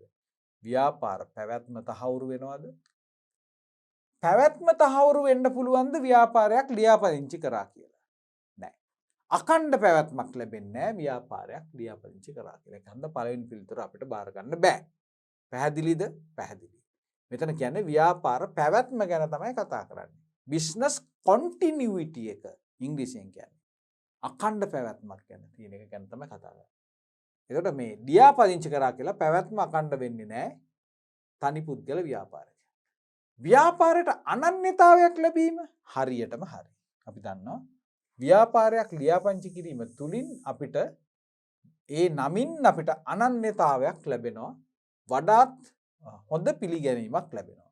බැංකු විසින් පිළිගන්නවා, රජයේ විසින් පිළිගන්නවා, විවිධ ප්‍රතිලාභ ලබා දෙන්න අපිට ලබා ගන්න අපිට හැකියාවක් ලැබෙනවා. එතකොට ව්‍යාපාරය ආදායම් බද්දෙන් නිදහස් වීම එහෙම පුළුවන්ද නැහැ. ආදායම් බද්ද නිදහස් කරන්නේ නැහැ හැම විටම ව්‍යාපාරයක් ලියාපදිංචි කරා කියලා. ඒක ඊටමත් කලාතුරකින් සිද්ධ වෙන්න පුළුවන් දෙයක්. සියලුම ලාභ තමා සතු කරගත හැකි වීම. මොකද්ද වෙන්නේ? ව්‍යාපාරයක් ලියාපදිංචි කරොත් විතරද සියලුම ලාභ තමා සතු කරගන්න පුළුවන් වෙන්නේ? එහෙම එකක් නැහැ. එhmenan අනන්‍යතාවයක් ලැබීම කියන පිළිතුර තමයි අපිට මෙතෙන්දී බාර ගන්න සිද්ධ වෙන්නේ. හරි. අපි බලමු 16 වෙනි ප්‍රශ්නේ. කිසියම් ව්‍යාපාරයක මුදල් හෝ භාණ්ඩ ගැනිලි ගිණුම් කරන සමීකරණයට බලපාන ආකාරයේ නිවැරදිව දක්වන පිළිතුර තෝරන්න. මොකද කියන්නේ? නිවැරදිව දක්වන පිළිතුර තමයි තෝරන්න ඕනේ. මොකද්ද? මුදල් හෝ භාණ්ඩ ගැනිලි ගිණුම් කරන සමීකරණයට බලපාන හැටි. වත්කම් තියෙනවා. වත්කම් සමානයි. හිමිකම් එකතු කිරීම වගකීම. අපි දන්නවා සෑම ගනුදෙනුවක් සිද්ධ වෙන විටම මෙන්න මේ ගිණුම් කරන සමීකරණය ඇතුලේ යම් යම් වෙනස්කම් සිද්ධ වෙනවා. ඒතර මේ වෙනස්කම් කියලා කියන්නේ වත්කම් එක්ක වැඩි වෙන්න පුළුවන්, එහෙම නැත්නම් වත්කම් අඩු වෙන්න පුළුවන්. එහෙම නැත්නම් වත්කම් වැඩි වෙලා හිමිකම් වැඩි වෙන්නත් පුළුවන්. හිමිකම් අඩු වෙන්නත් පුළුවන් වත්කම් අඩු වෙලා. ඒ වගේ විවිධාකාරයේ ධන ඍණ වශයෙන් බලපෑම් තියෙනවා. ඒතර මොකද්ද මෙතන අහන්නේ? ව්‍යාපාරික මුදල් හෝ භාණ්ඩ ගැනිලි නේද? මුදල් හෝ භාණ්ඩ ගැනිලි ගැන තමයි මෙතන කතා කරන්නේ. මුදල් හෝ භාණ්ඩ ගැනිලි. ගැනිලි කියලා කියන්නේ මොනවද? අයිතිකරු විසින් තමාගේ පුද්ගලික පරිහරණය සඳහා එහෙම නැත්නම් තමාගේ පවුලේ අයගේ පරිහරණය සඳහා ව්‍යාපාරයේ තියෙන සම්පත් එහෙම නැත්නම් මුදල් භාවිත කරන අවස්ථාවක් අපි කියනවා ගැනිලි කියලා. එහෙමනම් මොකද්ද වෙන්නේ? කිසියම් ව්‍යාපාරික මුදල් හෝ භාණ්ඩ ගැනිලි ගිණුම් කරන සමීකරණයට බලපාන ආකාරය. ගත්තොත් එහෙම ව්‍යාපාරයේ මුදල් හරි ව්‍යාපාරයේ බඩු හරි මොකද්ද සිද්ධ වෙන්නේ? ව්‍යාපාරයේ වත්කම් අඩු වෙනවා. අපි ඒක දන්නවා. වත්කම් අඩු වෙනවා. ඒ වගේම හිමිකමත් අඩු වෙනවා. අපිට පළවෙනි පිළිතුර තෝරන්න පුළුවන්. වත්කම් අඩු වෙනවා. අපි හිතමු මුදල් ගත්තා කියලා. මුදල් කියන වත්කම අඩු වෙනවා. ඊට පස්සේ ගැනිලි කියන ඒවා අවසාන වශයෙන් අපි ගලපන්නේ කොතනටද ගිණුම් කරන සමීකරණේ? හිමිකම් වලට. ඒක නිසා තමයි හිමිකමත් අඩු වෙනවා කියලා කියන්නේ. මොකද ව්‍යාපාරයේ තියෙන සම්පත් gedara පාවිච්චිය සඳහා අරන් ගියොත් ව්‍යාපාරය දුර්වල වෙනවා. එහෙම නේද? එහෙනම් වත්කම් අඩුවේ හිමිකම් නේද? වත්කම් හිමිකම්. වත්කම් අඩුවේ සහ හිමිකම් අඩුවේ. ඒක තමයි අපි තහවුරු කරන පිළිතුර. 17 වෙනි ප්‍රශ්නේ බලමු. ගිණුම් කරන්නේ ප්‍රධාන අරමුණු පහත ප්‍රකාශ අතුරින් කිනම් ප්‍රකාශයෙන් නිවැරදිව නිරූපණය වන්නේ. ගිණුම් කරන්නේ අරමුණු මතකද? මොකද්ද? ගිණුම් කරන්නේ ප්‍රධාන අරමුණු මතකද? ඇයි අපි ගිණුම් තියන්නේ ව්‍යාපාරේ? තියන්න ඕන හන්දද? එහෙම නැත්නම් ලස්සන වෙන්නද තියන්නේ? යම් කිසි හේතුවක් තියෙන්න එපේ. එහෙම නේද? ඇයි මේ ගිණුම් එහෙම නැත්නම් ගණදෙනු පිළිබඳ විස්තර මේ වගේ ඉතාමත් පිළිවෙලකට ඇයි අපි ඩබල් එන්ට්‍රි දාලා දිත්ත සටහන් දාලා අපි ගිණුම් ආකාරයෙන් ඇයි අපි නඩත්තු කරන්නේ? ඇයි අපි ලාභ ගිණුම් හදන්නේ? ශේෂපත්‍රය හදන්නේ? මුදල් ප්‍රවාහ ප්‍රකාශ සකස් කරන්නේ? ඇයි කියන ප්‍රශ්නේ තමයි අහන්නේ. මොකක්ද අහන්නේ? ගිණුම් කරන්නේ ප්‍රධාන අරමුණ. ඇයි අපි ගිණුම් තියන්නේ? හොඳයි. අපි බලමු මොනවද අපිට දීලා තියෙන පිළිතුරු සහ වඩාත් ගැළපෙන පිළිතුරු. පළවෙනි එක මොකද? ව්‍යාපාරයේ ප්‍රමාණවත් ලාභයක් උපයා තිබේද යන්න දැන ගැනීමට මේක නිවැරදි කරුණක් වුණත් එතරම් පිළිගත හැකි ප්‍රකාශයක් නෙමෙයි. පිළිවෙලක් තියෙන ප්‍රකාශයක් නෙමෙයි. දෙවෙනි එක ව්‍යාපාරයේ මූල්‍ය තත්ත්වයේ සතුටු දායකද යන්න දැනගන්න. මූල්‍ය තත්ත්වය කියලා කියන්නේ ව්‍යාපාරයේ එකක් පමණයි. ඒ නිසා මූල්‍ය තත්ත්වය විතරක් අපි බලන්න නෙමෙයි අපි ගිණුම් සකස් කරන්නේ. ගන්න දෙවෙනි පිළිතුරත් අපිට බාර ගන්න බෑ. එhmenan තුන්වෙනි පිළිතුර බලමු. ව්‍යාපාර ඒකකය කෙරෙහි ඇල්මක් ඇති පාර්ශව වලට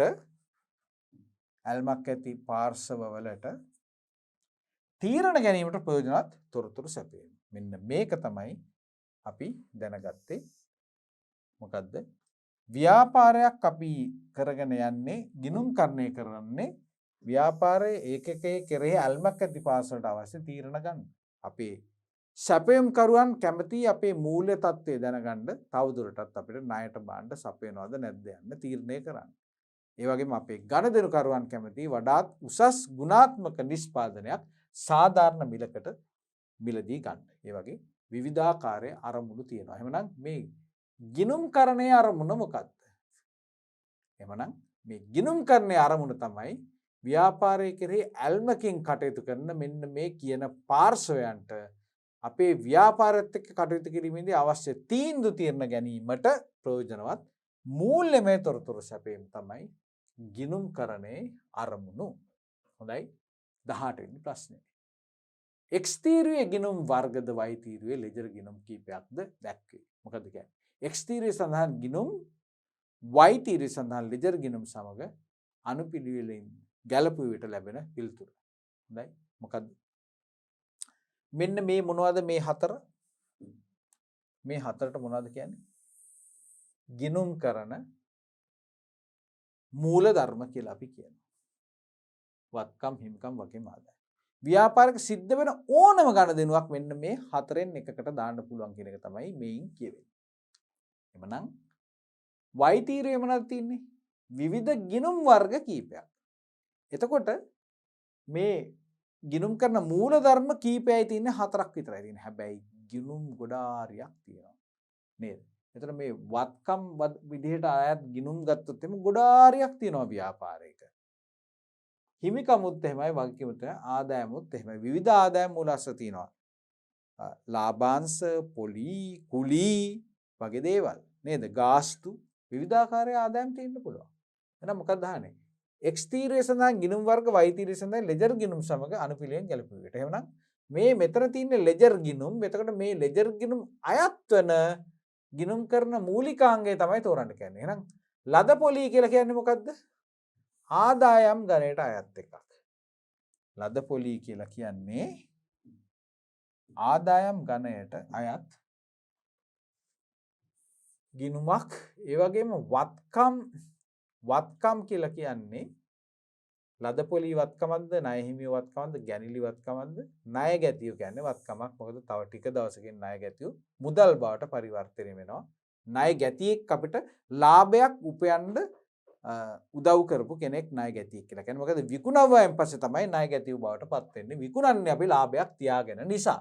වගකීම් තමයි ණය හිමියෝ. වගකීම් තමයි ණය හිමියෝ.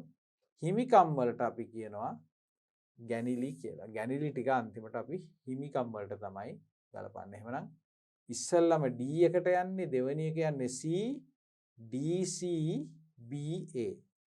DC, BA කියලා තියෙනවා දෙකක්. D, C, B, A. හරි. අපිට පිළිතුරු හමු වුණා. අපි තහවුරු කරනවා DCBA කියන පිළිතුර නිවැරදි පිළිතුර විදිහට. තව ප්‍රශ්න දෙකක් අපි සාකච්ඡා කරන්න උත්සාහ කරමු. 19 වෙනි ප්‍රශ්නය. ගණදෙනුවක් ගිණුම් කරන සමීකරණයට බලපාන ආකාරය පහත දැක්වේ. ගණදෙනුව නිසා වත්කම්වලාගේ රුපියල් 15000ක් වැඩි වෙනවා. ඒත් එක්කම හිමිකම්වලාගේත් රුපියල් 15000කින් ඉහළ යනවා. ඉහත ගිණුම් කරන සමීකරණයේ සටහන් වී ඇති ගණදෙනුව වන්නේ. ගණදෙනුවේ අගයන් ටිකයි ගිණුම් කරන සමීකරණයට බලපාන හැටි අපිට කියලා තියෙනවා. නමුත් මේ ගණදෙනුව මොකද්ද කියලා අපිට කියලා නැහැ. එහෙනම් අපෙන් අහන්නේ මොකද්ද? ගිණුම් කරන සමීකරණයේ සටහන් නැති ගණදෙනුව වන්නේ. ඕගොල්ලෝ නිර්මාණය කරන්න ඕන ගණදෙනුවක්. ඒ ගණදෙනුව නිසා ව්‍යාපාරයේ වත්කම් වැඩි වෙනවා. වත්කම් විතරක් නෙමෙයි අයිතිකාරුවන්ගේ හිමිකාරත්වයත් වැඩි වෙනවා. ওই දෙකම සිද්ධ වෙන්නේ මොනවද? අපි දන්නවා අයිතිකරුවන් විසින් ප්‍රාග්ධනයේ යෙදෙව්වත් ව්‍යාපාරයට ව්‍යාපාරයේ මුදල් කියන වත්කම් ඉහළ යනවා. ඒ වගේම හිමිකම ඉහළ යනවා. එහෙනම් බලමු. කපිලගෙන් රුපියල් 15000ක බඩු තොගයක් ණයට ගැනීම. අදාළ නැහැ. ණය හිමියෙකු සුදාන රුපියල් 15000ක් ගෙවීම. අදාළ නැහැ. අයිතිකරු සතු රුපියල් 15000ක් වටිනා කාර්යාල උපකරණ ව්‍යාපාරයට යෙදවීම. අන්න ඒක පිටු හොයාගන්න පුළුවන්ද බලන්න. කාර්යාල උපකරණ කියලා වත්කමක් බිහි වෙලා වැඩි වෙනවා. ඒ වගේම හිමිකමත් වැඩි වෙනවා. එම ප්‍රමාණයෙන්. එමනම් අපිට පුළුවන් තුන්වෙනි පිළිතුර සනාථ කරන්න. තුන්වෙනි පිළිතුර සනාථ කරන්න පුළුවන්. හතරවෙනි පිළිතුරත් බලන්න. ව්‍යාපාරේ විදුලි වියදම. මේක වියදම් කියලා කියන්නේ මොකද්ද? හිමිකම් වලට තමයි ගලපන්නේ. එහෙමනම් විදුලි වියදමක් කරනකොට වත්කමක් බිහි වෙන්නේ නැහැ. වියදමක් පමණයි බිහි වෙන්නේ. ඒක හන්ද අපි කියන්නේ මොකද? අයිතිකර සතු 15000ක් වටිනා කාර්යාල උපකරණ ව්‍යාපාරයට යෙදවීම මත තමයි හිමිකමක් බිහි වෙන්නේ. හොඳයි. 19 20 වෙනි ප්‍රශ්නේ. වර්තමානයේ ශ්‍රී ලංකාවේ බැංකු ක්ෂේත්‍රයේ සිදු තාක්ෂණික වෙනස්කම් නිසා සිදු ස්වයංක්‍රීය මැෂිමක් ආධාරයෙන් මුදල් තැන්පත් කිරීමේ පහසුකම් හඳුන්වන්නේ. අපි දන්නවා. ඉස්සර වගේ දැන් මුදල් තැන්පත් කරන්න ඕන නම් ලහි ලහියේ බැංකුවටම යන්න අවශ්‍ය නැහැ. ඒ සඳහා බැංකු විසින් ප්‍රසිද්ධ ස්ථානවල අර මැෂින් වාගයක් හයි කරලා දීලා තියෙනවා. රොබෝ මැෂින් වාගයක්. එතනට ගිහිල්ලා අපිට ස්වයංක්‍රීයව මුදල් තැන්පත් කරන්න පුළුවන්. ඒවා බැංකුව සමහර ඒවා බැංකුව ඇතුලේ නෙමෙයි තියෙන්නේ වෙනත් ටවුන් එකක එහෙම නැත්නම් ඉන්ධන පිරවුම් හලක හෝටලයක් ඇතුලේ වගේ විවිධ ස්ථානවල මේවා ස්ථාපනය කරලා තියෙනවා. හැබැයි අර වෙනත් දේවල් නැහැ. ඒ කියන්නේ කළමනාකරු එතන නැහැ. ඒ වගේ සේවාවන් එච්චර පුළුල් අපිට සේවාවන් සපයන්නේ නැහැ. නමුත් අපිට තියෙනවා මුදල් තැන්පත් කිරීමේ පහසුව තියෙනවා. ඉතින් ඒ පහසුව තියෙන ස්වයංක්‍රීය මැෂිමක් ආශ්‍රයෙන් මුදල් තැන්පත් කිරීමේ පහසුකමට මොකක්ද අපි කියන්නේ? ඒකට අපි කියනවා CDMA කියලා. නේද? CDMA. ශල්ලි ගන්නවා නම් අපිට කියනවා ඔටෝ ටෙලර් මැෂින් කියලා. නේද? එhmenan අපි දැන් පිළිතුර තෝරගත්ත දෙවෙනි පිළිතුර විදියට. හොඳයි දුවලා පුතාලා. අපි දැන් පළවෙනි ප්‍රශ්න පත්‍රයේ අපි කතා කරන්නේ 2017 වයඹ පළාතේ බහුවර්ණ ප්‍රශ්න පත්‍රයේ පිළිබඳ පිළිතුරු සාකච්ඡාව. ඉතින් මේ පළවෙනි ප්‍රශ්න පත්‍රයේ ප්‍රශ්න 20ක් අපිට ලකුණු හොයන්න පුළුවන් ප්‍රශ්න 20 ගැන පිළිතුරු සාකච්ඡාව අපි මෙසේ නිමා කරනවා. මේ ප්‍රශ්න පත්‍රයේ ඉතිරි ප්‍රශ්න 20 පිළිබඳ පිළිතුරු සාකච්ඡාව අපි නැවත වතාවක් ආරම්භ කරමු අපේ දෙවන පරිච්ඡේදයේ.